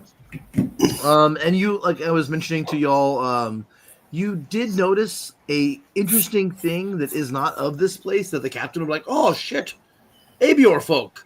And he points up, and on top of the lighthouse, just barely visible, is a small airship tethered. It looks like a balloon with a small carriage kind of attached to it. Kind of like, Ooh. is it kind of like that airship from The Mummy? It's exactly like the one that I posted in the chat. I didn't see that. Well, it'll be there for you when you do. It's not too big. It's there. It's Nice blue. travel blimp. It's blue. It glows. It's covered in what looks like when the light flashes. Well, the light from the lighthouse also kind of glows on it. It seems to have kind of a brass sort of exoskeleton. What chat did you put in? Oh. It was probably quite a bit ago, like because I got it. Hold, give me a Oh, second. okay. No. So anyway, you all are told about the tenants, so you're aware that the first and prime tenant on the Pilgrim Rock Atoll is that all family, everybody is family. I mean, we are. They say we are all family is what they say. It's one of their things. This is the prime tenant. So open warfare is forbidden. So if you have any sort of dispute, you need to find a head of a household, or the grandmother, or the grandfather, or a keeper. You need to find somebody who's an authority. Otherwise, you're probably breaking the law. They do have a second tenant. The second tenant of the atoll. It's almost as important as the first, and it's critical to their culture, is that any soul may call the duel. So if anybody should be offended or slighted, you're always allowed to fight them in a special duel that has to be witnessed. You have to have either a singular witness that's unbiased, but it's better for each to have your own witness so that you can have, twisting stories. But that's something that was explained to you by the captain. He's like, look, don't get in trouble. If you have any questions, find the head of a household or a keeper. That's the shortest answer, because they're going to make sure that you don't get stabbed. No one's allowed to attack. If they're attacking you, they're breaking the law. Don't take it into your own hands. Find a keeper or find somebody who's gonna. It shouldn't happen here. This is one of the safest places in the world because of the law here. So that's why he likes to trade here. That's what he tells you. That's why he wanted to come here. Fair enough. Needed repairs anyways. Yeah. So the night is dark. The rain is blasting. The lot of you, minus Kalerix, make your way into the walled town of Pilgrim Rock. Are you looking for anything in particular, or are you just going to make your way as quick as possible to the Great Lodge? I'm looking around because I want to find who I can. Nice picture, by the way. Well done. Thanks, Bartholomew. I can extract the poison from the tentacles and find out how much value I got between the shell, the armor, the guts. All I understand you're super interested in that, and you're just walking through a town you've never been in before. So it sounds like you're looking for an alchemist or some sort of shop that might help you with what you're doing. I'm interested in finding a shop with maybe some magical items for sale. I'm also interested in finding a bard that I'm still looking for. Always looking for a bard. I'm always looking for a bard. I've been looking for a bard since Tavern, like a week ago. You met a bard there. But they're not here. Yeah. That was only a few days ago back at Parrot Haven. I'd be seeking out a keeper. A keeper. Oh, okay. Interesting. So the warden is doing his own little side gig over here. Got you. I personally will be following Orin because he needs a keeper. Ha ha ha. And also, it seems like he's been here before, and I've never been here before, so I want to see what he would do being here. Yeah, he heads straight for the Great Lodge. No, that's fine by me. No hesitation. He's talking about Sweetwater. He's talking about their Sweetwater well, how it has the best water in the world as far as he's concerned, or at least one of the best wells he's ever tasted, aside from the one at your elemental church. Right. And yeah, he's going on about that, and they're all the food, and then he's excited that we're here for festival. He's never been here for a festival, so he's excited to be here for festival, and he's going off. He's going off. It's a festival. I'm not one that needs much, so just going to the lodge itself is like an experience for me. Mm-hmm. Okay. As a monk, we rely on very little. Yeah. So it seems like Yvel and Bartholomew are kind of looking for the same thing and kind of sticking together. The keeper is going to kind of stick with them for the first little bit, then kind of meander off when he sees a keeper standing on a corner. It's a pair of keepers, in fact, that you can tell by their pauldrons and their matching attire and their belt and their tunics and tabards. They're the only armed people out here. You know what I'm saying? Like, I mean, that's not true. I mean, heavily armed people. It seems that everybody's got some sort of like knife, at least at their hip, at ready. and everybody here moves like they know how to use those things. You know, there's a quick eye and no one's really intoxicated. You know what I mean? There's people drinking, but it's real mild. Excellent.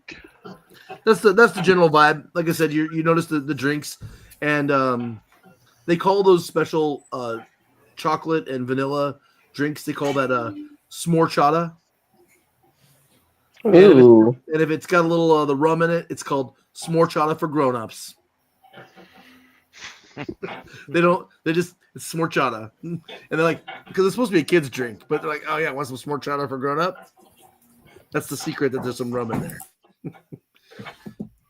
So just having fun with you. There's people you're coming in. They're people are freely giving you like a smorchata and a kebab. When you guys come in empty-handed, you're fed. Okay, people, you're not coming in hungry. They're like, oh, travelers, oh, head to the Great Lodge. They're all trying to point you to the Great Lodge, but you're asking about for an alchemy shop or a magic shop, and they tell you to go to. Let me quickly look here to. I think not an herbalist. Nope. Boats. Nope, not boats. Where are we at?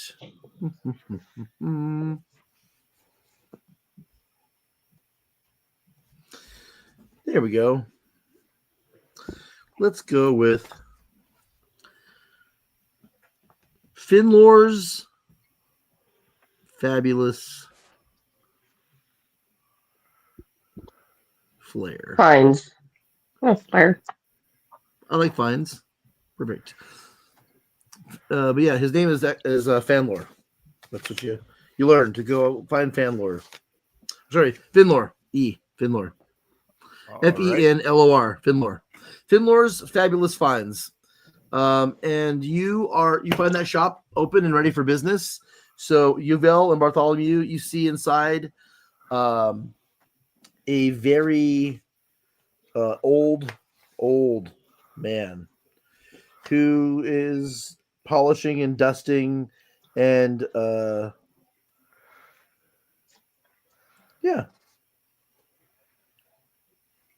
Mariel Sabat, sir. Oh, Merry Yule to you. Travelers, I see. You look like you come from far away. Yes, we our group comes from all over. Myself, I'm from Austinburg. That would explain your strange accent. Huh. I've never noticed that I have an accent. I think you have one. Well, you're on the atoll. I think you're the one who sounds strange. Well, in your lands, I'll say that you're right, my friend. Aye. What brings you to my shop? And your wife? No. I don't know your kind. I don't mean to offense. No. This introductions, I suppose. This is Yuvel, and Yuvel. He's a sorcerer friend of mine, and I don't know. Is Phlae with us? Sorcerer. No. Sorcerer. Nope. No, just the two of you. Okay. You say sorcerer? I mean, I'd love it. Well, my friends, I'm so sorry I did not recognize you. I want to do I right. think Warden's there as well. I'm sorry, what? No. I think- Yuvel is muted. Oh, okay. Yuvel is muted. That's true. Yuvel is muted. He's got to unmute himself. I can't do it. Yep. So, I hope he hears me. I do. Okay, yeah. So you're there, and as I was understanding, we're in character. So it's just the two of them, guys. That's why we're talking to them. Yep. All right. So Finlore, to the two of you. So, sorcerer. Oh, he straightens out his cloak and he kind of, tries to stand a little straighter. He's like, I wish to serve. Yes, a fine sorcerer as you, and you must be his warder and protector. I understand. Yes, fine travelers and focus yourselves. Yes. We're curious what wares you might have here. I know my friend also has some questions about alchemy. Yes. You say Sir Bartholomew? Yes, Bartholomew Cuthbend III. Yes, Sir Cuthbend, and Sir Yuvel.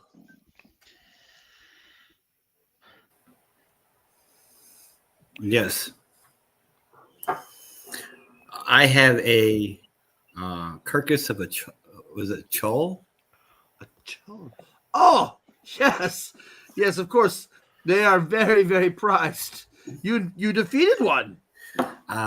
Defeated a couple, but I have the Don't be modest, Yuvel. We defeated a whole army of Cho.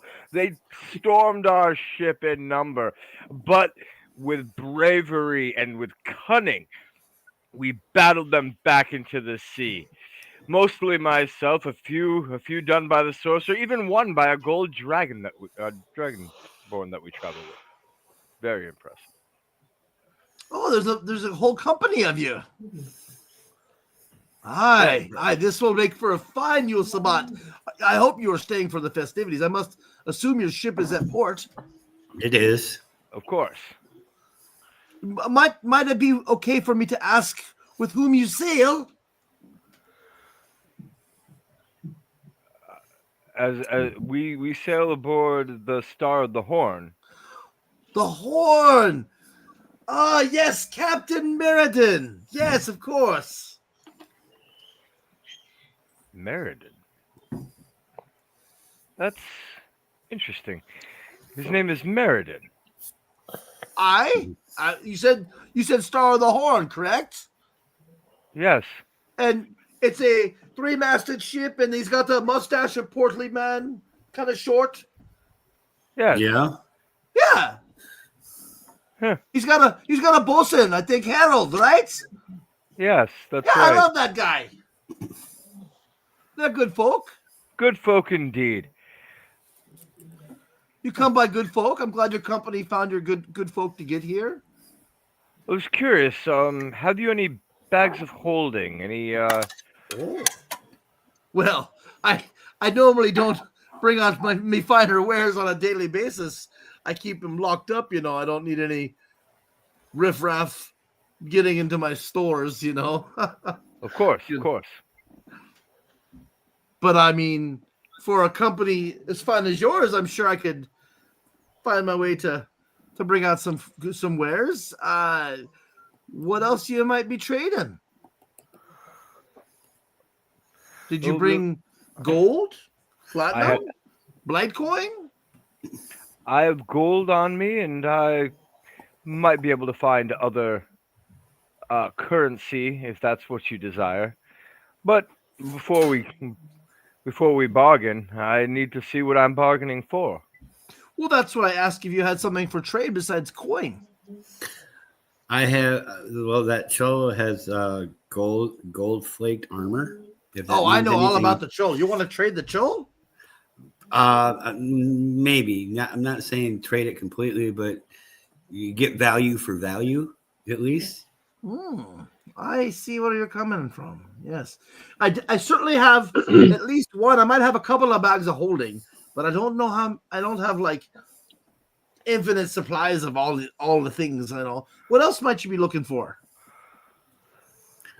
Oh, we travel with a group, and being the season, I think we would love it if we could bring gifts back for all of our mates. Yes, absolutely. I have you heard yourself of an Ioun stone? An Ioun stone? Ioun stones are these marvelous little gems and baubles that invoke magical power. They give you like a little kick, a little arcana essence. They're from the elder times. They were found in the ancient ruins of Abior. Don't say. Those do sound interesting. Yes, they're rare. They're rare. I have books of transcription, books where you could write to a person here and they can read to there. Very, very popular.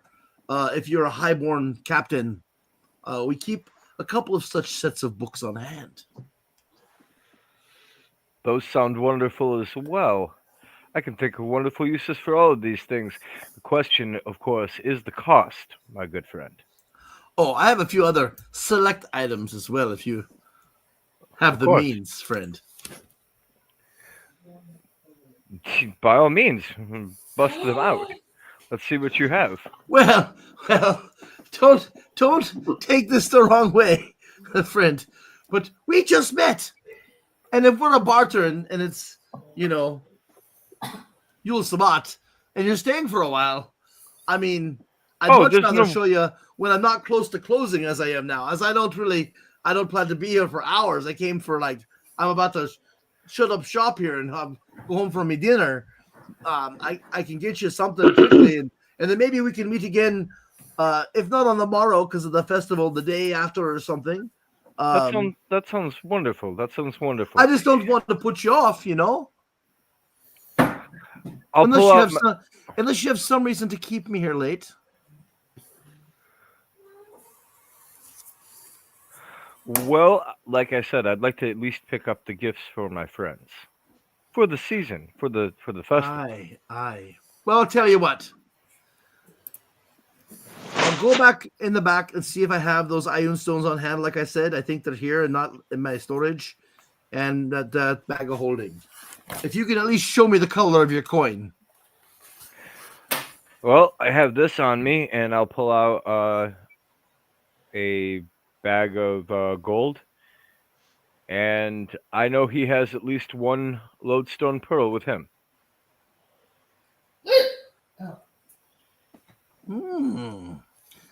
As much as that gold is interesting, I might be interested in that Ballad coin over there.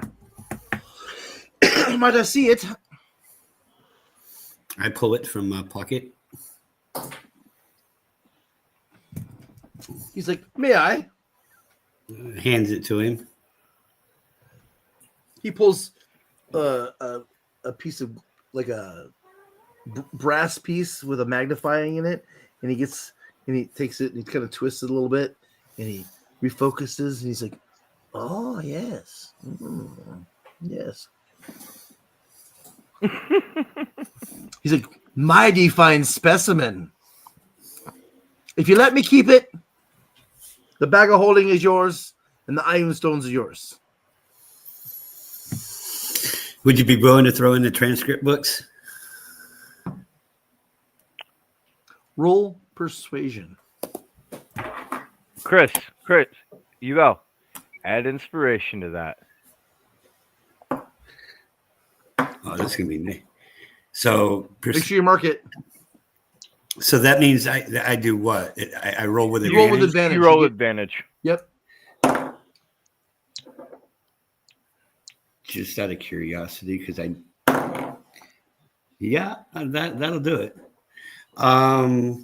Persuasion plus 5. That'll be a 23.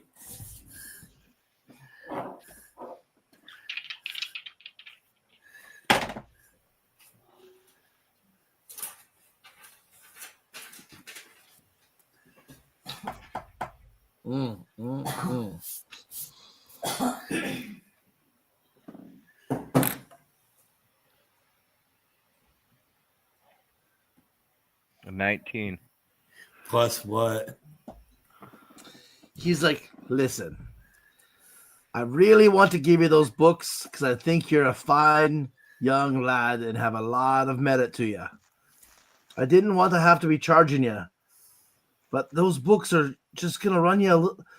I mean, if you got a couple hundred, if you've got like 10 platinum or something, maybe like if I have a little extra, something a little extra, maybe. How about 100 gold to make the difference, my friend?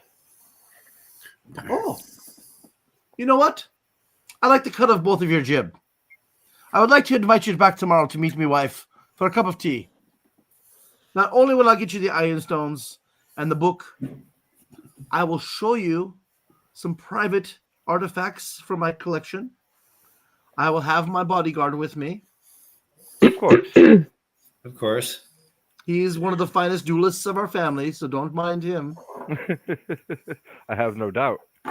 And, of course, we'll have a cup of tea, maybe a spot of some family moonshine, a fine brunch on the morrow. And I'll bring the shells, tentacles, and carcass. All right. So with that, he hustles to the back. He comes back out. You've given him the gold and the pearl. He comes back to you and hands you a sack of Ioun stones. Ooh.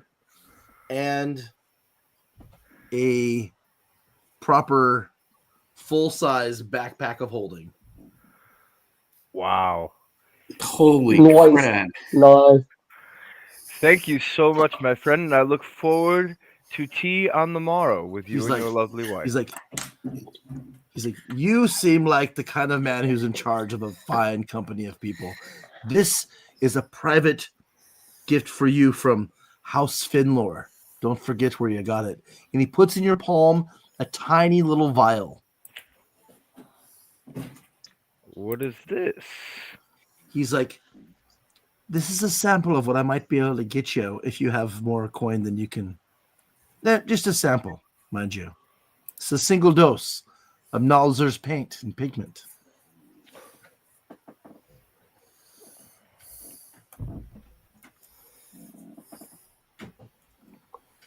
Paint and pigment. Write that down.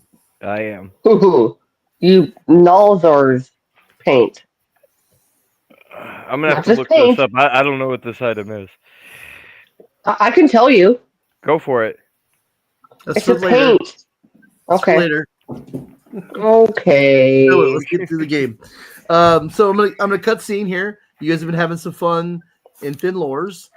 Kalerix on the ship. Give me that Arcana roll. 19. You're up there crushing. Like you're up there fixing the burn marks on the deck, putting the banister together. But you're aware that there's a certain amount of material that's been lost. That no matter how much you mend, you can't fix it unless you have replacement material. Mhm. So some parts of your repairs are going to have to wait until you can get a hold of stuff. And because of the holiday, it's probably not going to be tonight. It's probably not going to be tomorrow. It'll probably have to be like the day after or the day after that. Yeah. Probably not the day after. So as you're working on things, you're kind of left lonely.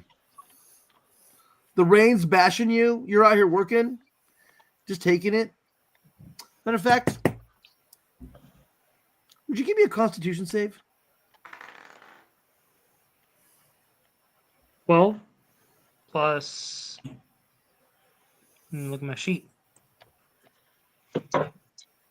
Holy shit. That is 15. Oh, sheep. 15. Yeah, the weather is kind of dragging on you. You're starting to feel that coldness seep into your bones. You know that if you're out here for much longer, that you're really going to have possibly detrimental health. You've been pushing it late into the into the late hours working on this. You know what I mean? So Yeah. it's probably time to either. I mean, if you want to push through the night and work hard, or to go to bed, or some other thing, you tell me what you feel like you need to do. I'll go take a short rest. Relax a little bit, and well, He I snuggles guess am I the only one that's on the boat You and the skeleton crew, and the donkey. and the donkey? of course. Can I say something? Nope. Okay. You went to the Great Lodge. Okay. You're not there. I meant above table, but yes, thank you. If it's meta going to ruin his game, then just let him play his game. Yeah. Let him be himself. You figure out your own shit. Yeah. Hey, Kalerix, by the way, you've altered your name spelling from when we started. It used to be Kael, so Yeah. I'm not sure if that's a... That's just a typo. Okay, just curious. I guess let's go. Well, no, I should probably get some rest. That way, I'm not out in the rain, detrimental to my health. Yeah. All right. Let's So take a you're short gonna rest. Go snuggle down with the mule for the night? In a Yeah. manger of hay. Yeah. Yeah. Mule Go guard manger. Or Mule the manger fire long rest donkey. time. Right? Time for the Mhm. sleepy sleep. Okay. Yeah. That's you doing your thing, and then we're going to cut over to Warden. You've managed to find a pair of these keepers who are patrolling the street, and they see you armed and obviously an outlander to them, and they were, talking to a patron here and talking to a citizen there, and at your approach, they kindly dismiss themselves from the locals and turn their 100% attention to you. Each of them taking what you would call a professional stance, slightly right and slightly left of you, at the ready, as you would expect good trained people to do. Hail, lawman. The lady with the long braid coming from underneath a conical helmet and a wide brim that seems to break the rain so it doesn't hit her in the face. So it seems to come out a little larger than you're used to seeing on a helmet. She says, "Hail, traveler. You come from afar? You sound strange to us, and your attire is not known." I come from a place lost in time, but more important than that, I wish to learn the rules of this place. Are you proficient in the law? I am the captain keeper on duty, and this is my lieutenant, Gerard. I'm happy to take us out of the rain to the keeper's post if you want us to discuss the orders that we have. Absolutely. Huh. Maybe get you a warm cup of traditional smorchata. Yes. Whatever Excellent. that is. Oh, it's a warmed milk beverage from the goat milk that we put the seasoning, To drink. and it has like the vanilla or the chocolate. Typically, we don't have alcohol when we're on duty, so it's just smorchata. I mean, reasonable as any officer should be, cognizant and it's usually of quite full sweet. facilities. And it's usually quite sweet, so we'll just have some small cups of smorchata and get out of this weather. So she invites you to come to the keeper's post. You get out of the rain with them, and they, Fantastic. take off their hats, and you're in a small little alcove set into the wall gate where you'd come in to the town. And she says, "I am keeper Sophia. So what brings you to the atoll?" I am Warden Eldon Adcock. I hail from a great long time ago, from a great far distance from here. But the one thing that transcends time and space is the law. And if there is any law that is more important to you than any others, I would love to learn it and add it to my book of laws.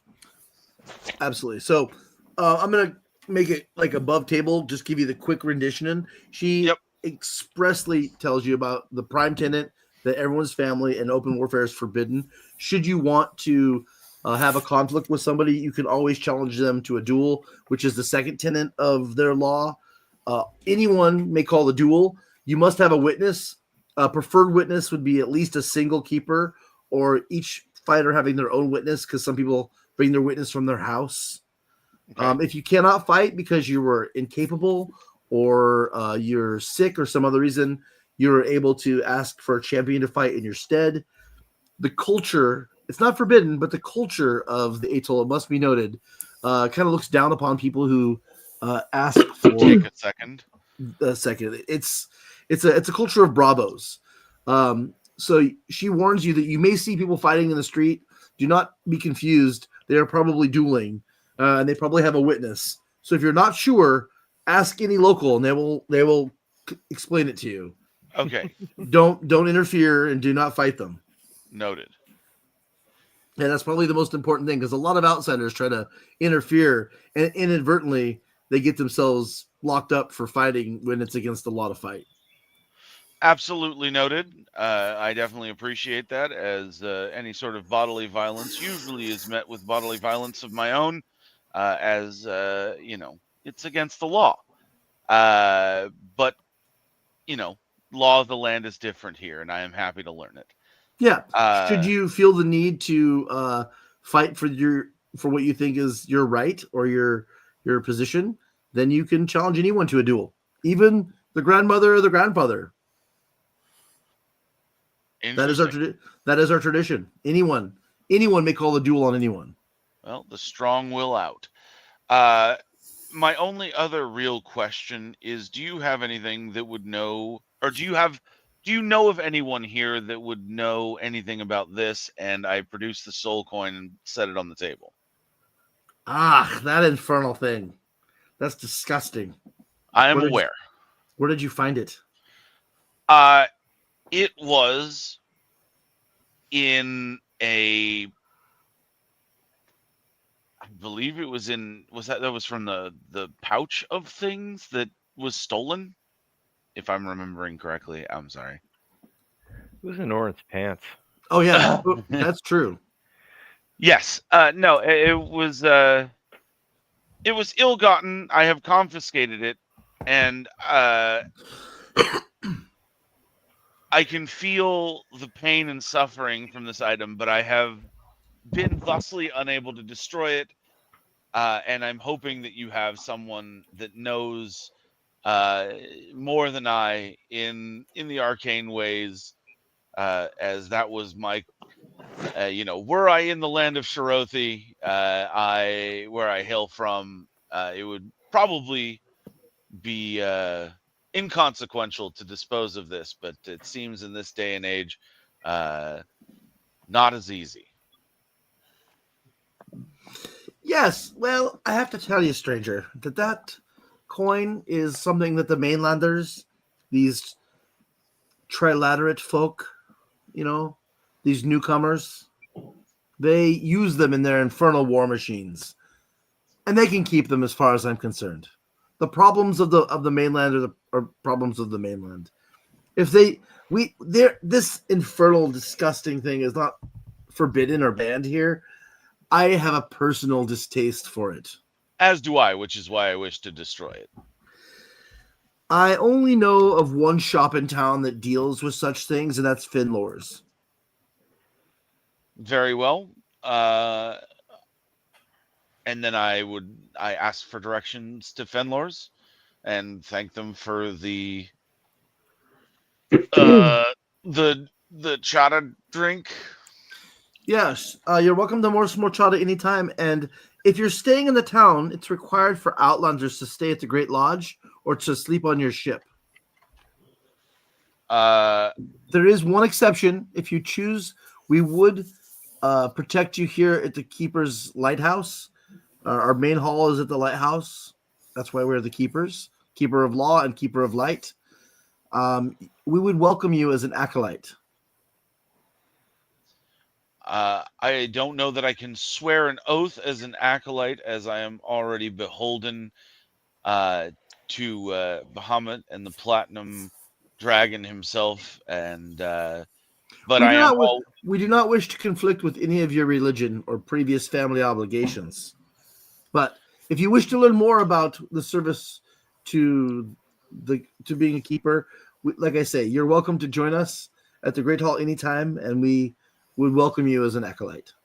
Well, I hold that in reservation, and I may take you up on that offer, for I believe that I will only be here for a short time, but should the time come that I would like to avail myself of your company, I will return to the lighthouse. In the meantime, take this. She pulls from a wall shelf a scroll case, enameled and protected from the weather, and she uncorks it, and she pulls out a scroll that seems to be about 3 parchments. She says, "Here are the tenants, the prime tenant, the second tenant, and others that are listed in order of importance. These are for you." Thank you wholeheartedly, and I wish you a wonderful rest of your evening. I must away to this place as the night grows late. The colors of the keeper's uniform are kind of a coral orange and navy blue combo, which are very bright and obvious. And this scroll case is enameled similarly. Okay, got it. So this would be the tenants of Pilgrim Rock, or the keeper's tenants. Keeper's tenants. We'll call it the keeper's tenants because that's less words. Yeah. And then I will make my way away from there. Travel well and travel safe. Merry Yule to you. Merry, yes.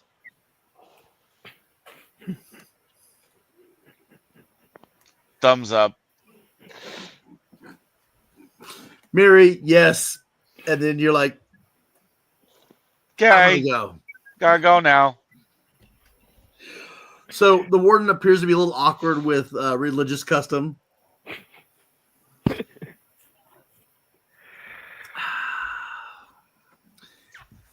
And with that, we're going to cut scene to Orin and Phlae.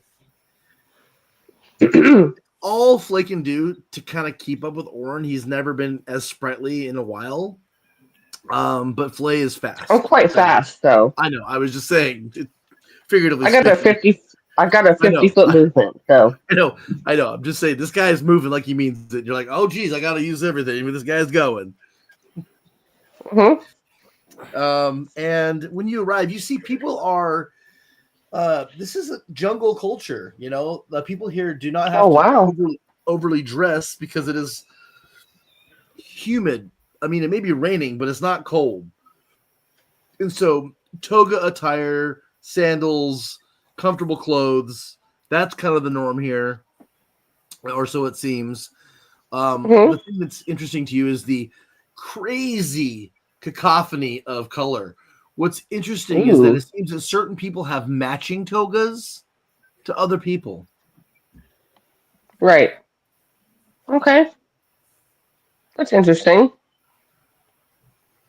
Think of it almost Usually like that means if you were to imagine different clans of Scots to come together, they're different Tartars, but instead of Tartars, this is togas. You mean tartans? Tartars and sauce. Yeah, tartans. Thank you. I take the correction. That's how we learn stuff. My ancient Tartars of my people with which I eat my fish and chips. Hey, I think the Tartars are a people, but just not. That's a totally different. That's a different thing. Eastern Europe. you're funny. Anyway, so you are amongst these people who are dancing and playing, and there's music, and there's pipes, and there's somebody on a hurdy-gurdy, and in general, it's merriment. If you wish to join in the revelry, go ahead and give me a performance or give me acrobatics. I do because athletics. So Phlae is kind of been in the order for as long as she can remember, so she's not really been in these festivities before, so she's very interested and excited, and she will attempt to join in. So I will use my athletics, because I'm better at that. Okay. Oh, fuck. Not one. Excellent. Excellent. And I'm going to roll for Orin to see how that looks. Monk goes in, falls flat on face. He got a natural 7, and that's not going to be good for things either. So basically, he starts dancing kind of badly, but kind of like almost, I mean, it's just almost matching part. I'm going to do this. Well, yeah, he's kind of dancing with him. But the problem is that you come in and people are like trying to stay away from him because he's an outlander and he's a tiefling and he came in Me too. with another tiefling, and then you start doing cartwheels and you kick some dude and you land and trip Orin and people are like, ah! And then the dude stands up and goes, I challenge you to a duel. Oh, Me? wow. You heard me. I kicked you in the face. I'm sorry. He's like, Martana, get over here. You're my witness. I'm so sorry. You saw this fool kick me in the face, right? Duel. I didn't mean to. We're reveling tonight, and tomorrow is a sacred holiday. But the morrow after, duel. Find your witness. I call you there, stranger. Right here. Meet you back here tomorrow. Here at the Great Lodge, the day after tomorrow, because tomorrow is a sacred day. I got you. At noon, we duel. Bring your witness. Or the council will witness for you. Martana, grab the keeper. Keeper, mark this one. And they before you even know what's going on, because the culture is swirling about you, the keeper's already over there like, and traveler, what is your name? Phlae Platinum. Phlae Platinum. And do you need a witness?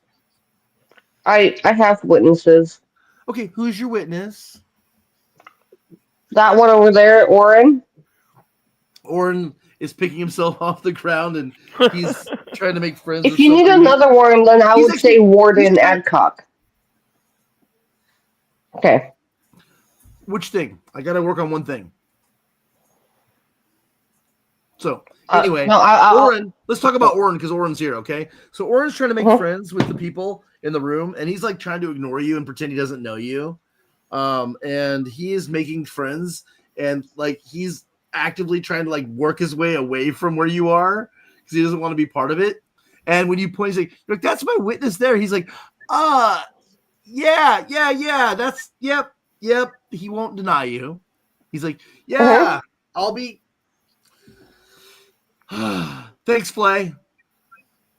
Yeah, you're welcome. You owe me a drink. Yes, I do. I'm sorry. I'm not used to doing this. I've never been out before. Oh boy. Well, now you have a duel the day after tomorrow at noon. Okay. Thank you. This will be fun and interesting. Merry Christmas. Merry Yule to you. Yule Sabbat for everybody. Yule Sabbat for everybody. Merry Mule. All right. So let's see here. We learned some stuff about the Great Lodge. We have the ship under control. We got some presents from Finlors, and the Warden is headed to Finlors also, it seems. Sounds about accurate. All right. So the two of you are already done and left Finlors. Where would you be going next? You're not going after. We can either head back to the ship or we can head to see what that airship is about. What do you think, Yvel? I'm interested. I'm kind of interested in that airship, to be honest. The lightning flashes, the rain hits you in the face. You're getting tired and hungry. But I agree wholeheartedly that we should look into that airship tomorrow. Let's go back and get some rest. Oh, sounds good to me. We're gonna head back to the boat. You're headed to the ship for resting? Okay. Yvel, you're going to the ship then? Yeah. Okay. So you're going to catch up essentially with Kalerix as he's snuggling in with Mule Time. Okay. Gotcha. When you get back there, are you going to like share with him what you found? Or are you going to do any homework on that? Are you going to wait till tomorrow? Is he asleep when we get back? No, he's just snuggling with the mule. That looks like what I expected. You know, snuggling with the mule, polishing his dagger. An ass cuddling with an ass. Hook yourself, little man. So you say these mean things to me, but Yvel and I have been to town and come back with gifts. Leave it with the donkey. Leave it with the donkey. Leave it with the donkey. I'll go over and pet Kalerix Jr. and feed him, and I'll show you true love and affection. Oh, Jesus. Please don't show the donkey true love and affection. That's what I was thinking. Thank you for saying it. This is not Mexico. No, not like that. Okay. Is somebody else taking charge of this conversation? This is getting out of control. So, what'd you guys find kindness. out in town? Kindness. So what's the town like? Festive. Festive. A little bit crazy with all their talk of duels constantly, but well put together, friendly. We have a meeting to have tea tomorrow with a shop owner and his wife. Look over some more magical items. Cool. We also Maybe some interesting. Go ahead. We also picked up this this bag of holding. This backpack of holding. Backpack of holding. That'll carry our tent and anything else we need from now on. And here, and I'll open up the bag of the gems, and I'll toss one to Kalerix. Merry Yule, friend. Merry Yule. Merry Yule. yeah, he tosses you a strange thing that 1, 2, 3, 4, 5, 6, 7, 15, 16. Would you roll me a D20? Who? Kalerix. 13. 13. You are tossed a pearly white spindle. It is a magical artifact that you may have heard of and may have studied before. Would you roll me Arcana, please? And since you're an artificer, I'll let you have advantage. That'd be a 17. You have always wanted to get your hands on these. You've seen like 2, and they're considered like ancient relics, or because they're made. The last time anybody really made them was in the Age of Legends, thousands of years ago. And your friend is telling you he has a bag of them. It's spelled I-O-U-N, Ioun stone, I-O-U-N. You have a bag of these. We do. And they're different colors and different shapes inside the bag. Oh, Random well, assortment. Yes. well, you guys happen to have the mother lode here, at least from my perspective. These are magical items. These are some of the rarest items you can have. So we're talking thousands of years old. I believe the words you're looking for are thank you. Thank you. You're welcome, Merry Yule. Merry Yule.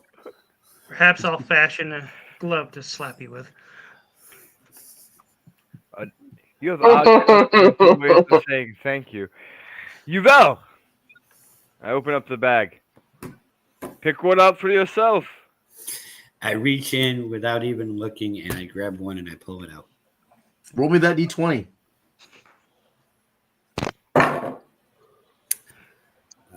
That would be a 9.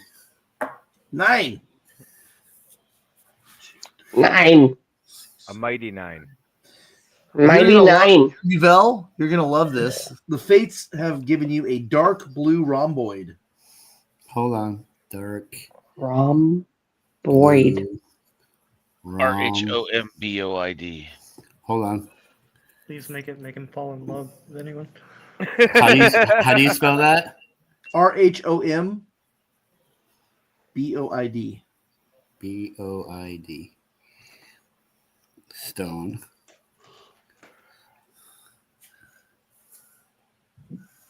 Okay. What's it do? Do you have the spell identify? I don't think so. Because Kalerix knows what they are, Kalerix knows that to bond to the Ioun stone, you need to attune to it, which takes an hour or a short rest, essentially. Why don't you go ahead and take your gem to the corner over there, snuggle the donkey, get attuned with it in your nature. Okay. Just back that ass up over there in the corner.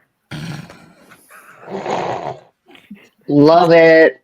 All right. So, are you going to pick one for yourself, Bartholomew, or are you going to wait?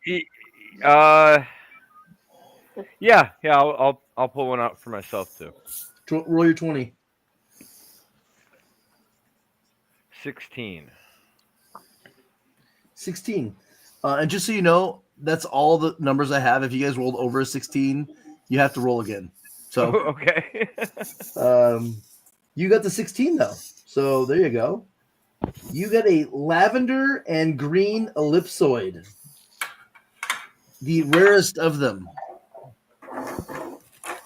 You literally got the rarest one, the most expensive one. Ooh. Very, very. The fates are in your favor, Bartholomew.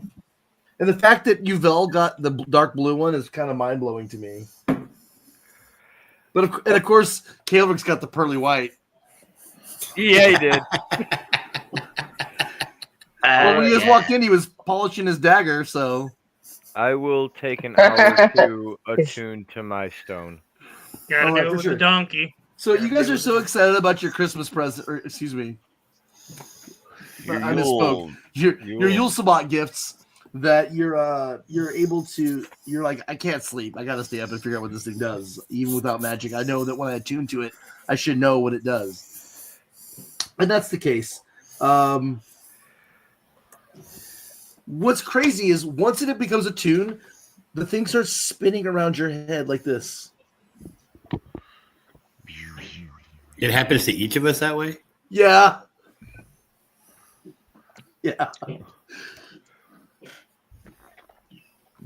I remember this. I remember this from Vera. The picture very Vera good? had one at Yeah, one point. I was just thinking Long that. I was time just ago. thinking that. Yeah. I haven't used these in a long time. These are some old stuff right here. All right, so yeah. So we'll start with the dark blue.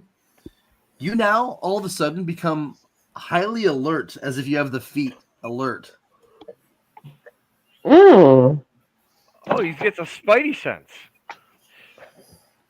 We be tingling. And if you don't know what the feet alert does, there's a couple of things, but most notably, it gives you +5 to ace. +5. Excuse me, +5 to your initiative. Holy crap! I'm pretty sure. Did you like going first? Because now That's you're correct. always going You're first. always going first. So yeah, I would recommend looking up the feet alert in the player's handbook and getting a sense of what that does for you there while I'm helping the friends out here. And then we've got Pearly White Spindle. You have what is known as HP regeneration. So you get to roll 1 hit die per hour. Nice. For free? 1 hit die plus con an hour for free. Ooh. Nice. Wow. That's nice. That's a good one. Lavender and green, the best one of all. You feel that you have the power of spell absorption circling you. It will eat and absorb spells of the 8th level or lower. What? Hmm. How often, though? One is enough. Yeah, right. You also know, though, that it's not forever lasting. As it eats the spells, it will become diminished. You can tell that this stone has probably already ate. You feel like it's already consumed 20 or 30. Okay.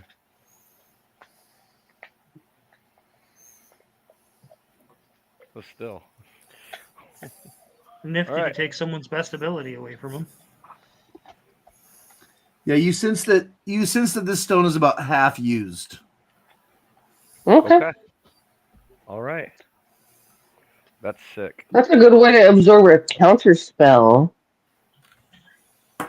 Mm-hmm. It just works. So as long as you have it on, it'll do 1 spell per turn. Just automatically. Only one spell per turn. But So it's like, whatever the first spell cast at you per turn is. Yeah, if it's Is it automatic, or can you choose not to let it it's- absorb? If it's on, it does. okay. Okay. Now you can tear it off anytime you want. Quink, and it's off. It's a free action to put it away. It's an hour to turn it on. All right. Well, I'm gonna put it away. I should say it's instant to put it away, and it's a short rest or an hour. You get what I'm saying, right? Yeah. To make it work. I'm still gonna put it away now. And don't want it eating our spells. I don't want it accidentally eating some benign spell. I'd rather wait until I Well, know that. I think it's any spell, so that's friendly or foe. Yeah, Yeah, exactly. It's a spell eater. She's a spell eater, make it. I mean, I don't know what you're talking about because I'm not there. So I would say it's a good one to use if we're going to be traveling by foot. Put it on before we start traveling, you know. So, because we're going to be getting close to the because of time, let's just say in the morning, you're all going to convene for well, Breakfast. the most important thing is you guys realize that the next day you're not allowed to eat from sun up to sundown if you're trying to be part of Yule Sabbat. It's their tradition to fast all day and to not eat until midnight the next night. Phlae will do that. They're the skeleton crew, as they're getting ready for bed, they let you know that they're going to get up like an hour before dawn and have a pre-dawn breakfast on the ship because they understand the rules of the customs. And the same is true of you guys at the lodge. They do like a traditional, they get up typically an hour or two before dawn. The elders and the people, they know the kids have got to eat. People have got to eat. Get ready for the long day ahead and the festivities.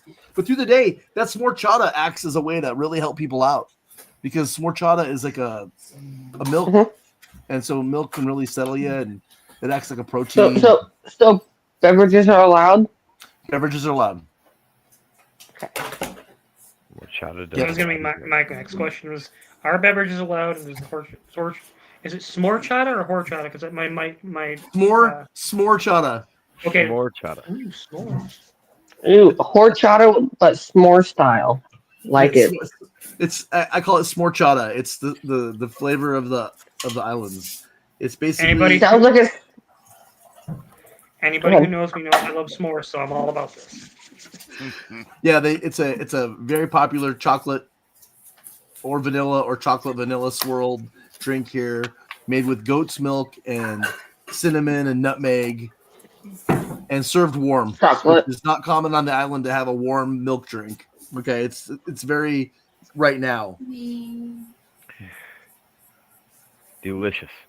Oh, and so in the morning, you're probably all gonna have your respective breakfasts, and then are we gonna convene somewhere? Did you guys agree you're gonna meet anywhere, or you just want to play it when we get there? I don't know how you guys want to do that. I still need to talk to the old man.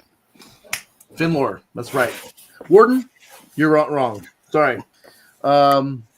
You get to Finlore's, and it is unfortunately late, and he seems to have already locked up shop, and you're in the rain. Then I will make my way. If he's not available that day, then I will make my way to the lighthouse. Oh, interesting. Okay. So you go to the keepers in the lighthouse, and when you get there, Keeper Captain Sophia is there. Oh, did you decide to join us to become an acolyte then? I'm interested. Not convinced, but interested. Well, if you stay up tonight, you won't be ready for tomorrow. So I recommend you get yourself a good, solid long rest starting immediately so that you can be up an hour before dawn and start preparing for the services of Yule Sabbat, because tomorrow's a very, very secret day in our order. I'm interested to see how it unfolds. Do you have a cot? If not, I will stand outside. Normally, outsiders must stay in the Great Lodge or in their ship, but we have the right to keep acolytes here in the Keeper's Lighthouse if we give you that right. And I wish to make you guest right. I will have you here under my protection. So if you would like, we'll have a cot for you here. Duly accepted. So Captain Keeper Sophia invites you as a special guest to stay at the Keeper's Lighthouse. And she shares with you stories about the local stuff. And she tells you about how on top of the lighthouse today, most interestingly, is that they had travelers arrive from Abior port. The sky travelers, what they call themselves, the first wave or something like that. The order of the first wave. But yeah, you're able to. She said, I'm sure you'll be able to meet those people in the morning, but they're already asleep because they traveled long to get here. I would advise her that I was not able to speak with that guy whose name. Oh, Finlore. Finlore. Yeah. Oh yeah, no, it's late. I'm not surprised. He probably closed up for the night. Even though it's a holiday tomorrow, all the shop stores will be open. People might be working. They might be free spiriting, but it'll probably be about. Excellent. Well, then I will avail myself of my cot and read my book until I'm asleep. Awesome. All right. With that, Where did you're Phlae on. sleep? You're having a great evening in Yule Sabbat Eve. Phlae and Orin, not good at dancing. Orin's making a couple of friends. Phlae's not having the best time at the lodge. I think Phlae might have left after the incident. Oh, Gone really? back to the ship and ashamed a little bit. Okay, interesting. So you're just gonna leave Orin there? Yeah, I will. No Okay. child left Oh behind. God. Okay. So you leave Orin to the Great Lodge and you come back to the ship. Yep. It's late and you find these guys playing with their rocks. They're getting their rocks off. Yeah. Merry What are you guys Yule, doing? Phlae. Getting our rocks Hello? off. You want to join? It's Yule Sabbat, and Yuvel and I have presents for everyone. Pick one for yourself. Okay. Give me And I'll that pull one D20. out. Yeah. Yeah, you do. 14. 14 of them. Oh, good. A different color. It wouldn't be fun if we all had the same thing. Right? You pull out a pale green prism. Now you'll need to attune to that before you'll be able to know what it does. Okay. I understand that. If you go sit with a donkey, it makes it easier. Sleep with. I mean, the donkey is warm, Exactly. He likes It to makes but I think cuddle. I have my own cot, so No, It's the Kalerix Jr. likes a to mule. cuddle. It's a mule. Just so everybody knows, it's a mule. Just so That's what makes it funny when we keep calling it a donkey. all right. Just so the audience knows, mule. It is a mule. So are you gonna stay awake to attune, or are you gonna go to bed? Or are you excited? You can't sleep. You gotta know. I'll probably stay awake long enough and then go to sleep after. All right. Probably everybody else is pretty excited to know too, because they're all talking about what they've learned that theirs did. I'm sure y'all shared what you learned about your stones with Phlae. And Phlae is like, oh, whoa. It starts floating around your head. And at that moment, you're aware that the pale green prism gives you a +1 competency bonus in attack rolls, saving throws, skill checks, and ability checks. Just Oh my what God. she didn't need. +1 attack. To everything. To everything. is the answer. Plus one everything. Everything. Got it. Attack, Wait, save, what does her stone do? Just +1 to +1 everything. to +1 to skill saves and attacks. Gotta use that for dancing. True. It would Yeah, have helped with that's with funny. the one. That's funny. Kalerix is like, yeah, you should have used that for dancing. How did you know about that? Everybody knows about that. Damn it. The guys up on board Dirty. on the ship were talking about it. They came back. The to two of the crew came back from the Great Lodge talking about Phlae is going to be in a duel in 2 days. She Go done to- goofed. So Where you did go to town and instantly start trouble, huh? And you lost Orin. Where's I Orin? gave up on him. He wandered off. I couldn't keep track of him. I was tired. I came back. You left him to wander alone? How many duels do you think he's going to have by the morning? And he probably By the looks of it, it might not be the kind of duel you're thinking about. Oh, If you get my drift. I understand. I understand. He's being very friendly with everyone. And I mean everyone. and you can catch him on Orin Vans. When I last left him, he was hanging out with a a gray-haired grandma, from what I recall. They were getting very handsy. Wow. We've gone full circle. Yeah. And with that, I'm going to Handsy go to with- bed. Handsy with grandmas. All right. So tomorrow we will awaken for the day of Yule Sabbat, where we will fast. And tomorrow night there's said to be festivities and rumors of mushroom tea and burning men and possibly an orgy. The list goes on. You've Yule Sabbat is very different than Christmas. That's all I know. You know what? Celibacy is cool. Celibacy is cool, Val. gonna have to really avoid going down there, aren't you? All right. Well, we've hit time as far as getting some wrap up action over here. Can't believe it's already 9:45 on my world. Yeah. Ooh, ooh, ooh. 10:45. It's 10:45 in my world. That means it's what, 11:45 in Michigan? 12:45. 12:45. 3 hours. Yeah. What? Yeah, 3 hours Wild. difference. Ooh. No, we stay up late. We stay up late to play. We go hard in the paint, and I gotta be up at like 5 something for work. Right. Hard in the motherfucking paint. Oh, I read what that. I don't know what you're doing. That's gonna be cool. I don't know how I'm gonna use that yet, but So let's go around the table here and talk about our favorite scene, and then we're gonna vote like we do for best in role play, best in tactics, and then we'll do an MVP. And before we start, this time I'm gonna go in the other order and bring up who brought it. I want to shout out to our editor and production master, Mr. Bartholomew Cuthbend III, aka Brian, up there. He has taken my picture and thrown it on the background.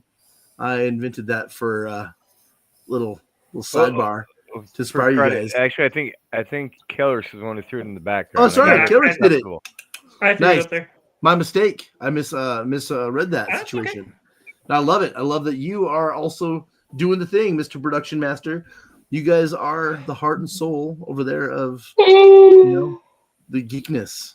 Standards of geekness is all about it. But I love it. So that means that both of you are going to get brought it today points because you are always bringing it with the art and with the backgrounds and with the production, and I appreciate that. On Phlae's side, I see the LARP. When I see the LARP, you get the point. That's how it go. Promised it, promise made, promise kept. I'm going to always hold that to be true. If y'all can find yourself some gear or bring yourself a special painted mini, or you get any new sort of D&D, role play related paraphernalia and want to show off I forgot at the to pull beginning out of the my end of a mini. session, I call that bringing it. I love to, show off the stuff. Val, to I want pull- to see you paint yourself purple. I'm not gonna be. I forgot to pull out my mini. You Sounds like a know personal no problem. pull You have like it right now? Orin purple fan. face paint, purple full body paint. Yeah, Do you have it? Do you have a new mini you want to show us? Yeah, I can get it. Well, Be right that's back. what we're here for. That's exactly what we're here for. So we'll see that in just a moment, and we'll get back to him. And does anybody else have any show off, show and tell? Warden Adcock is on his second week in a row of only showing his worn bald head. Well, Second week, no, that's and I from the said, and I beginning. did say, I say every week. I did say at least 6. This is session 5. So- Yeah, I was gonna say it's session 5. Yeah. Yeah. Yeah, I'm just keeping the track. I'm just keeping Yeah. the tally. I'm all going. about. we're almost there. consistency. That means if he gets to be here one more time, I'm gonna say he brought it. Okay. You can do it. I believe Right. in you. And honestly, it's not wrong because his brand is consistent. He brings the brand, right? The Warden brand. My daughter, who's 4 years old, knows the brand. Okay, that's all I'm saying. She actually knows all you guys. I mean, she knows. She Orin. knows you all by name. Yeah. It's our daughter is definitely your biggest fan. That makes me happy. She's our first super fan. All right. So while they're off playing and gallivanting, let's grab Warden over here. Hey, Warden. Hey, me. How you doing? I do good. Excellent. Did you have a favorite scene you'd like to bring up? Honest to goodness, short and sweet, Phlae walking straight into the fucking Grand Hall as like a tenured monk and then going fucking flat on face immediately. That to me is fucking gold. All the skill I'm gonna do a checks, cartwheel into this guy's face. all the combat, the lightning double punches, the dragon breath, and then can't dance for a shit. Hey, it's my first time dancing, actually. My first time. Obviously, yeah. No, We I can tell. okay. You know what? I think she still hasn't had her first time. You know what? I mean, first time for everything. You're about to get dueled for the first time. No, I'm just saying. I still don't think she's danced for the first time. I still don't think she has. Oh, true. Yeah, no. I was just envisioning that scene from Seinfeld where Elaine does the really bad that was how I envisioned Ball It's thumb. dancing through all that. It's that Australian lady who's like, hello, I'm Irene, your interpretive dance instructor, and then does the worst dance ever. I think all of you are correct. She rolled a 1, so it was probably all of those things at the same time. So it started with the Elaine, became the Australian, turned into the cartwheel kick in the face. I'm bummed. I Ended can't on the find it. Olympic I've been raised by a monk order for like my whole life. I've not been out much. Sorry. So that's a good scene. Thanks. So you gotta cut loose. Footloose. Excuse me. Kalerix, what you got? Do you have a favorite scene today? Let's go with Kalerix there. Kalerix! My favorite scene probably is on. I loved Phlae falling flat. That was really funny. My favorite scene was probably Bartholomew taking a giant ball and turning it into a big fucking dragon, Shit, that is and then fucking nuking Ooh, right. the Chull in the water for a little bit of damage and like intimidating everything. Like that was. That's a pretty fun scene. Like the light off that dragon like illuminated the deck, and it was almost like a holy providence kind of thing. It was pretty cool in my mind too. I got you. It literally made me think of like divine intervention. Mm-hmm. Yeah, but it was Cuthbend intervention. He was Cuthbending the rules. That's right. All right, Cuthbender. What's your favorite? What's your favorite scene there, or not? If not favorite, a favorite scene. My favorite scene was actually Warden talking to the There we go. their head of security. I thought it was just in terms of role play. I thought it was really cool because like we don't know much about Warden as a character, and although he hasn't really still told us as characters a lot about him, it was kind of cool to finally learn some little facts about him that he, just like trickle down of watching information. it, You know it, but Bartholomew. I know it. Bartholomew doesn't know it, but that's cool. That's okay. Just on any level to like, because it just shows your character and makes them that much, gives them that much more depth. Plus, I always enjoy, I was actually, I had a conversation with Nate yesterday where I was saying how much I enjoyed the character of Warden, just how straight and deadpan, almost like Drax in Guardians of the Galaxy. Like I could see that. The nuances just go completely over his head. I see that. Nice, good call outs. All right, let's go with Yuvel. Everybody saw your little mini, I think, there. Now you just got to paint it white with black trim.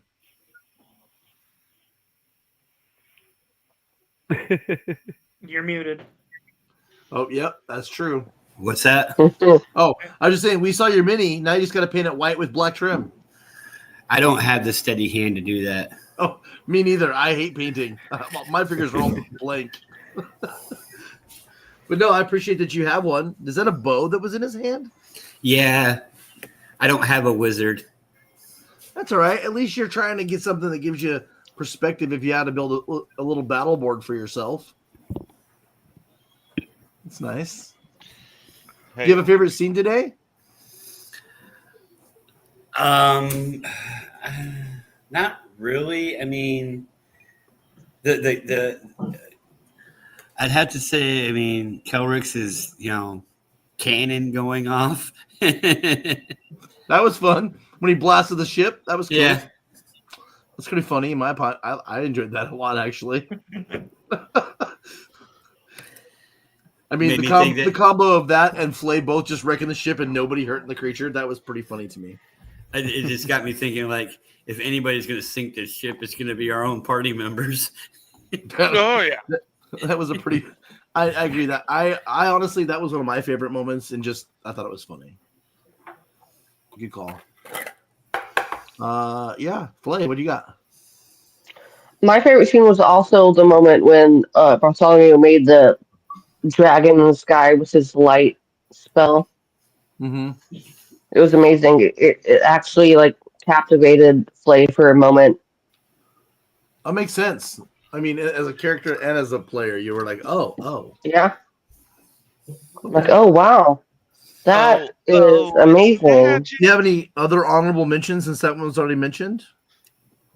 Yeah, I was gonna say if we're gonna move into the next thing, I would say for role play, can we move on to that? I would say No, I the was talking about any other of the scenes. Like, I wanted to know if you had any. yeah. My other scene was gonna be Bartholomew and Uvel role exchanging with Finlore. Oh yeah, there you go. It went Thank really you. well. Thank you. But that was a good scene. I like that too. Yeah. Finlore, that gave it a nice little flavor. Little I Finlore commend Bartholomew with not yelling Perfect. when he was negotiating. Yeah, well, you see what happens. Yelling. You see what happens You're when learning. my partner doesn't insult my family lineage while I'm trying to negotiate. It's got you there. Oh man, It wasn't your lineage; it was gonna our group. This is going to be the new running back of the house gag. Okay, Of so course. obviously you guys are like, bad siblings with each other. That's great. I love it. Sounds like it. Brother sister shit. It's Okay. like the exact opposite of the last character relationship we had. Yeah, and it's Sounds about right. funny.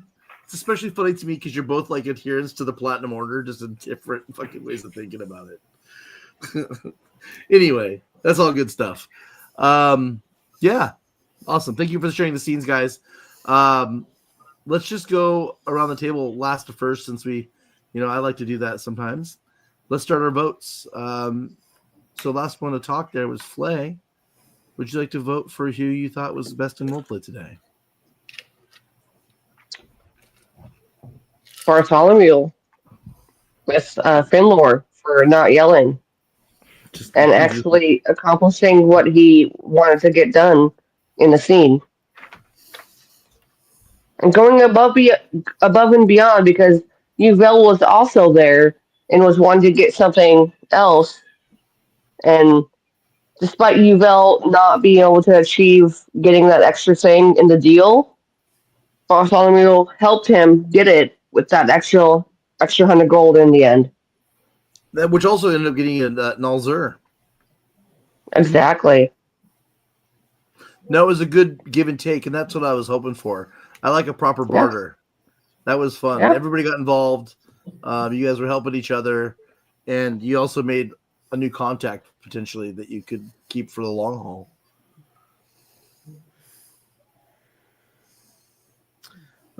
Who's next up there? Is it you? Is Uvel? Yeah. I vote Bartholomew as well. Between the dragon and the Fenlors, yeah. Oh yeah, there was a lot today. Had a lot of role play, so there's a lot of weight in role play today. I mean, obviously we had some battle.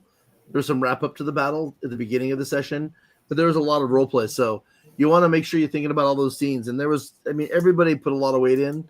So I appreciate you, giving Bartholomew your vote. Moving around the table, Brian, it's your vote. My vote's going to the Warden.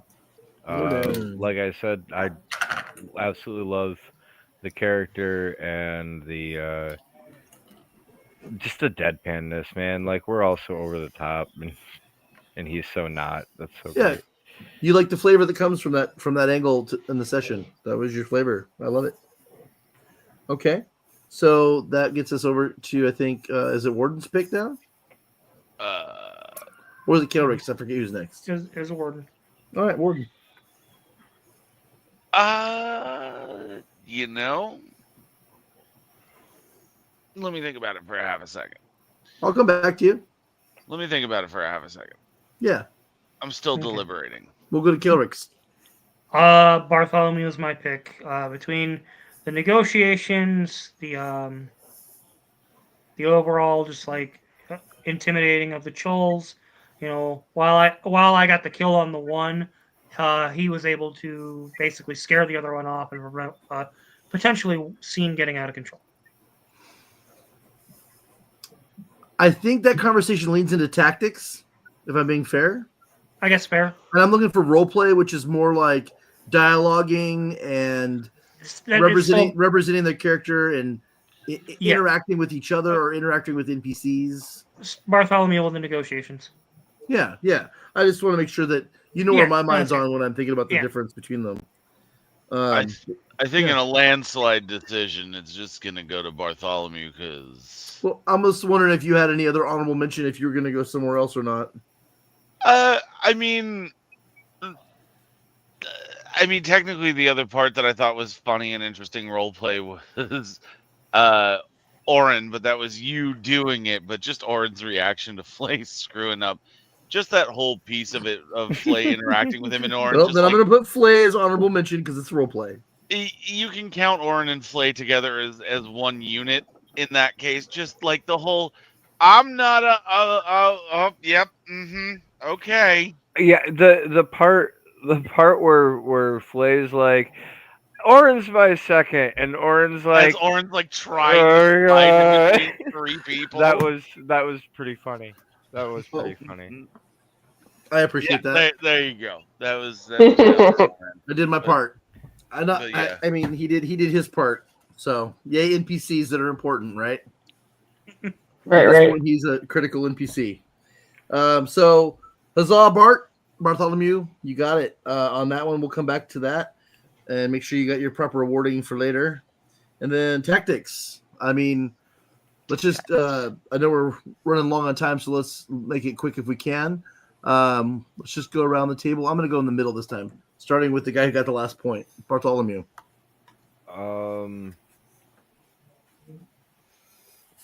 You know what? I'm going to go with Yuvel.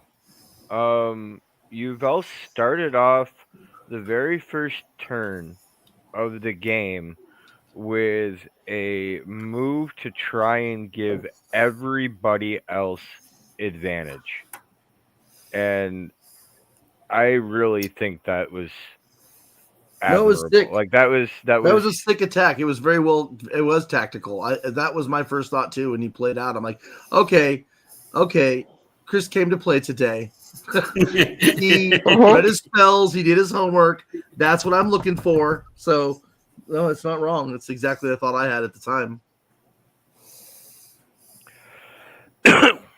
So, all right. So I got a Yuvel vote. Let's go with you, Yuvel. Who are you voting for?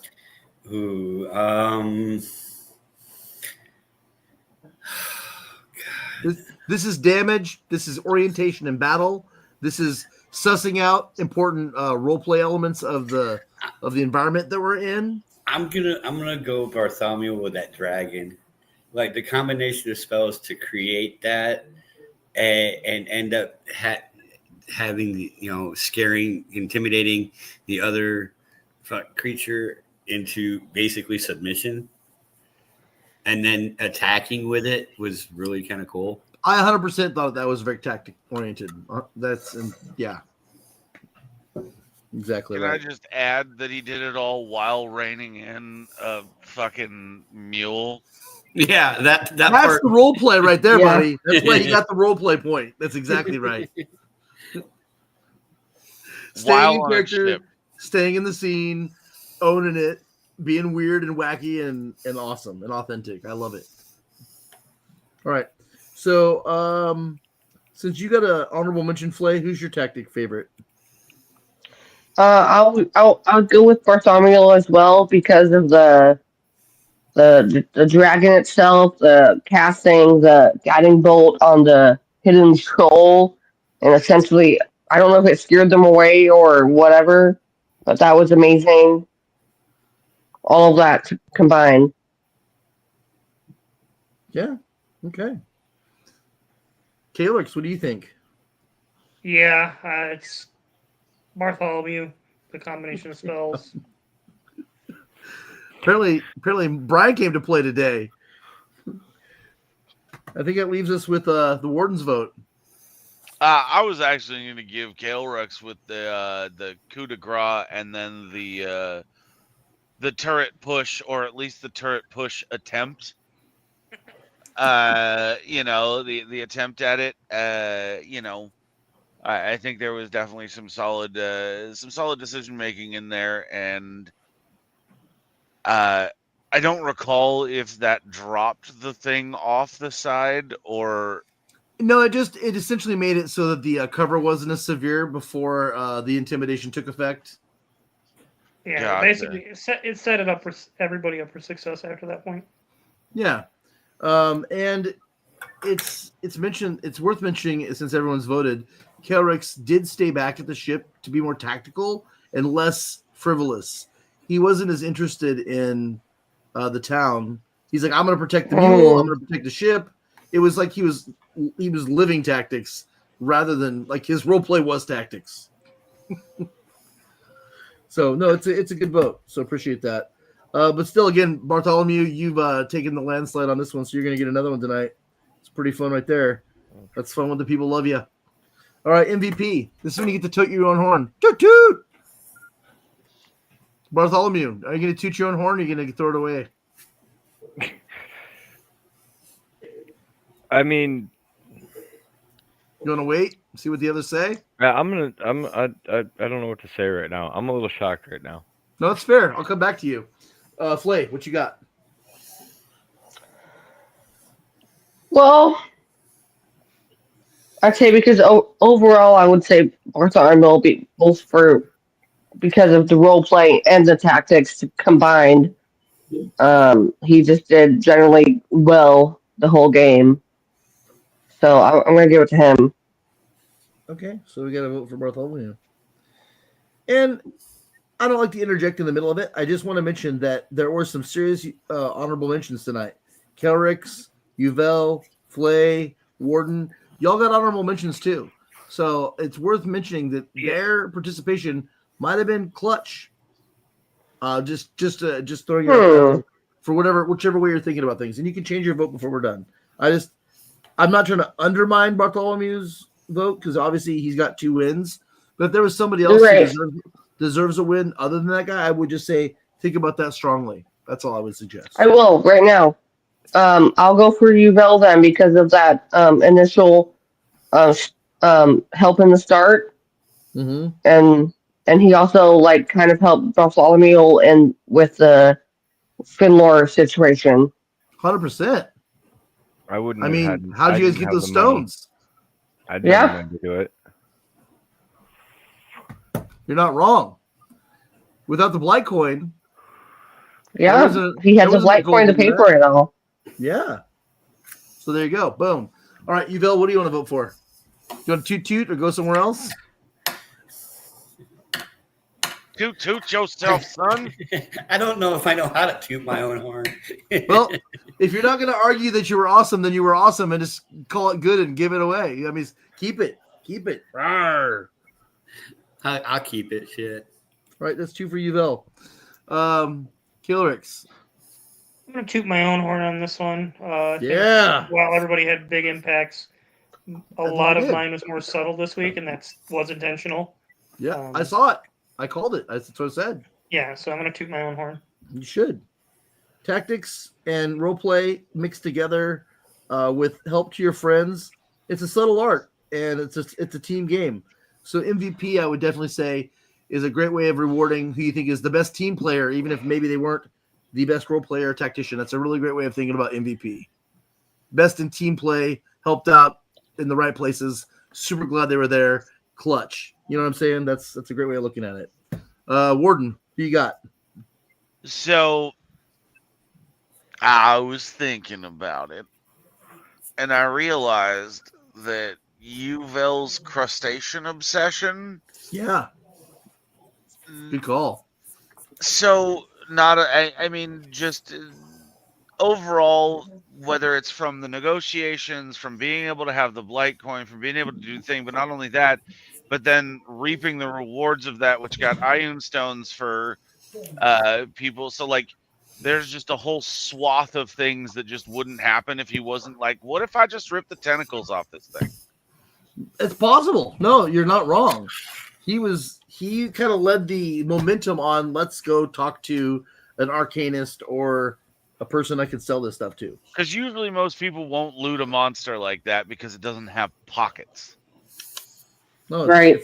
Great. That's a great call out. But you know what? You can turn intestines into pockets. So there you go. Well, we already see the writing on the wall. But Bartholomew, All right. what do you think? So, since Yuvel has already gotten 3 votes, and I was on the fence between these two, I'm going to give my vote to Kalerix for the night. Mm-hmm. I think that there is the aspect of the staying back and everything. I think He kept the home fire warm. You all came back. But I think there does need to be some credit given to the fact that he dealt that final blow. And I'm not saying that everybody didn't deal blows to the Chull and do their part everybody in the was battle. blowing the lobster. But I think that was our first like real combat. I mean, I know there was the eels and there was a little back brawl. And he blew that one off the side too, so he got one killed and he got rid of one too. And honorable mention, even though it was really from the last session, I mean, I wouldn't have had a burrow to ride if it wasn't for Kalerix. So, well, I'm gonna double down. I'm gonna add an Orin / DM point. So we're gonna have 2 MVPs tonight. We're gonna have Yuvel and Kalerix. Woohoo! How about there you go. Done. Congratulations. All right. You did it. So on that note, it looks like we're at the quick tally here. Let's wrap this up. I've got Bartholomew. You got bringing it. You got role play. You got showing up, and you got achieving the objective today on the encounter. So that's 4. Look at you stacking points. 5. Sorry, tactics 2. Holy God, what happened? Is that right? I think One? so. yeah. It should be 4. Oh, it's 4. Excuse me. No, it's 4. It's 4. Yeah. Role play, tactics, showing up. Oh, no, he brought it. He brought it. And he bringing it. He brought it. It's 5. Yeah. It's 5. He got 5 today, which is like almost never heard of. So, woo, woo, woo, woo. 5 for Bart. Damn. Okay. Don't spend it all in one place. That's why it seemed wrong, but it was right. It was so wrong, it was right. It's hooked on a feeling. All right, and then we've got, of course, that's just those are gone. Blah, blah, MVP. I've got Yuvel. You got MVP. Good job. You showed up. You achieved the goal, and I'm gonna give you. You brought it, so that's 4. Kalerix, the same thing. You brought it. Does that count my mini too? That's the 4. That's why you got 4. Yeah. My And mini. Kalerix also gets 4. Sick. Yeah, and that leaves 2 for Phlae and 2 for Warden. I am my own mini. Showed up and brought it, yes. You can get arrested for that. So, before we adjourn, any other honorable mentions, side notes, questions, concerns? I love you all. Yeah, the 12 people that are watching this live, whether it's on Twitch or YouTube or Facebook, we really appreciate it. Special shout out again to the actual official sponsor, duelingguard.com, and the code SOG15 for 15% off all your all your needs. And then the team. I think we're gelling and we're cruising through some things. I've got some decision points to make myself. Because now I'm at the cusp of I can take a feat or I can level up to level 4. Shit. Gang. I'm pretty sure we can all level at this point. We're going to be here long enough, I think. Yeah. Yeah, you've got time. The ship's going to be repaired. Yule Sabbat is underway. There's duels to be had. There's artifacts to be discovered. There's tribes and clans to deal with. There's probably quests to be had if you want to get lost here. But there is the main overarching ordeal to finish. Phlae is aware of the time scale crush as far as the need to follow the moons more than the rest of you. There are points to get to. Abior, the Northlands, the swamps of the south. It's only been like 3 days. It's been a week. Yeah, that's might as well be 3 days. But if you're here for a week, Phlae was trying to time something out about a month out from Parrot Haven. So it's been just shy of a week since then, or about a week. So that's where she knows you got about 3 weeks till the next moon cycle that she's worried about. Yeah, if not, then it's going to be another 7 weeks. Bring that up it's at 3 or 7 weeks, so. Yeah. It's a good one that you can talk about when you guys are having your Yule Sabbat festival walkabouts and the people you meet. So next time we gather, we will hopefully not get into a bunch of duels. We'll meet the locals. We'll enjoy Yule Sabbat. I understand that you guys will be here with me in 2 weeks. Is that the plan? That is the plan. Maybe if you can. That is the 22nd. Monday the 22nd. The 22nd. Exactly.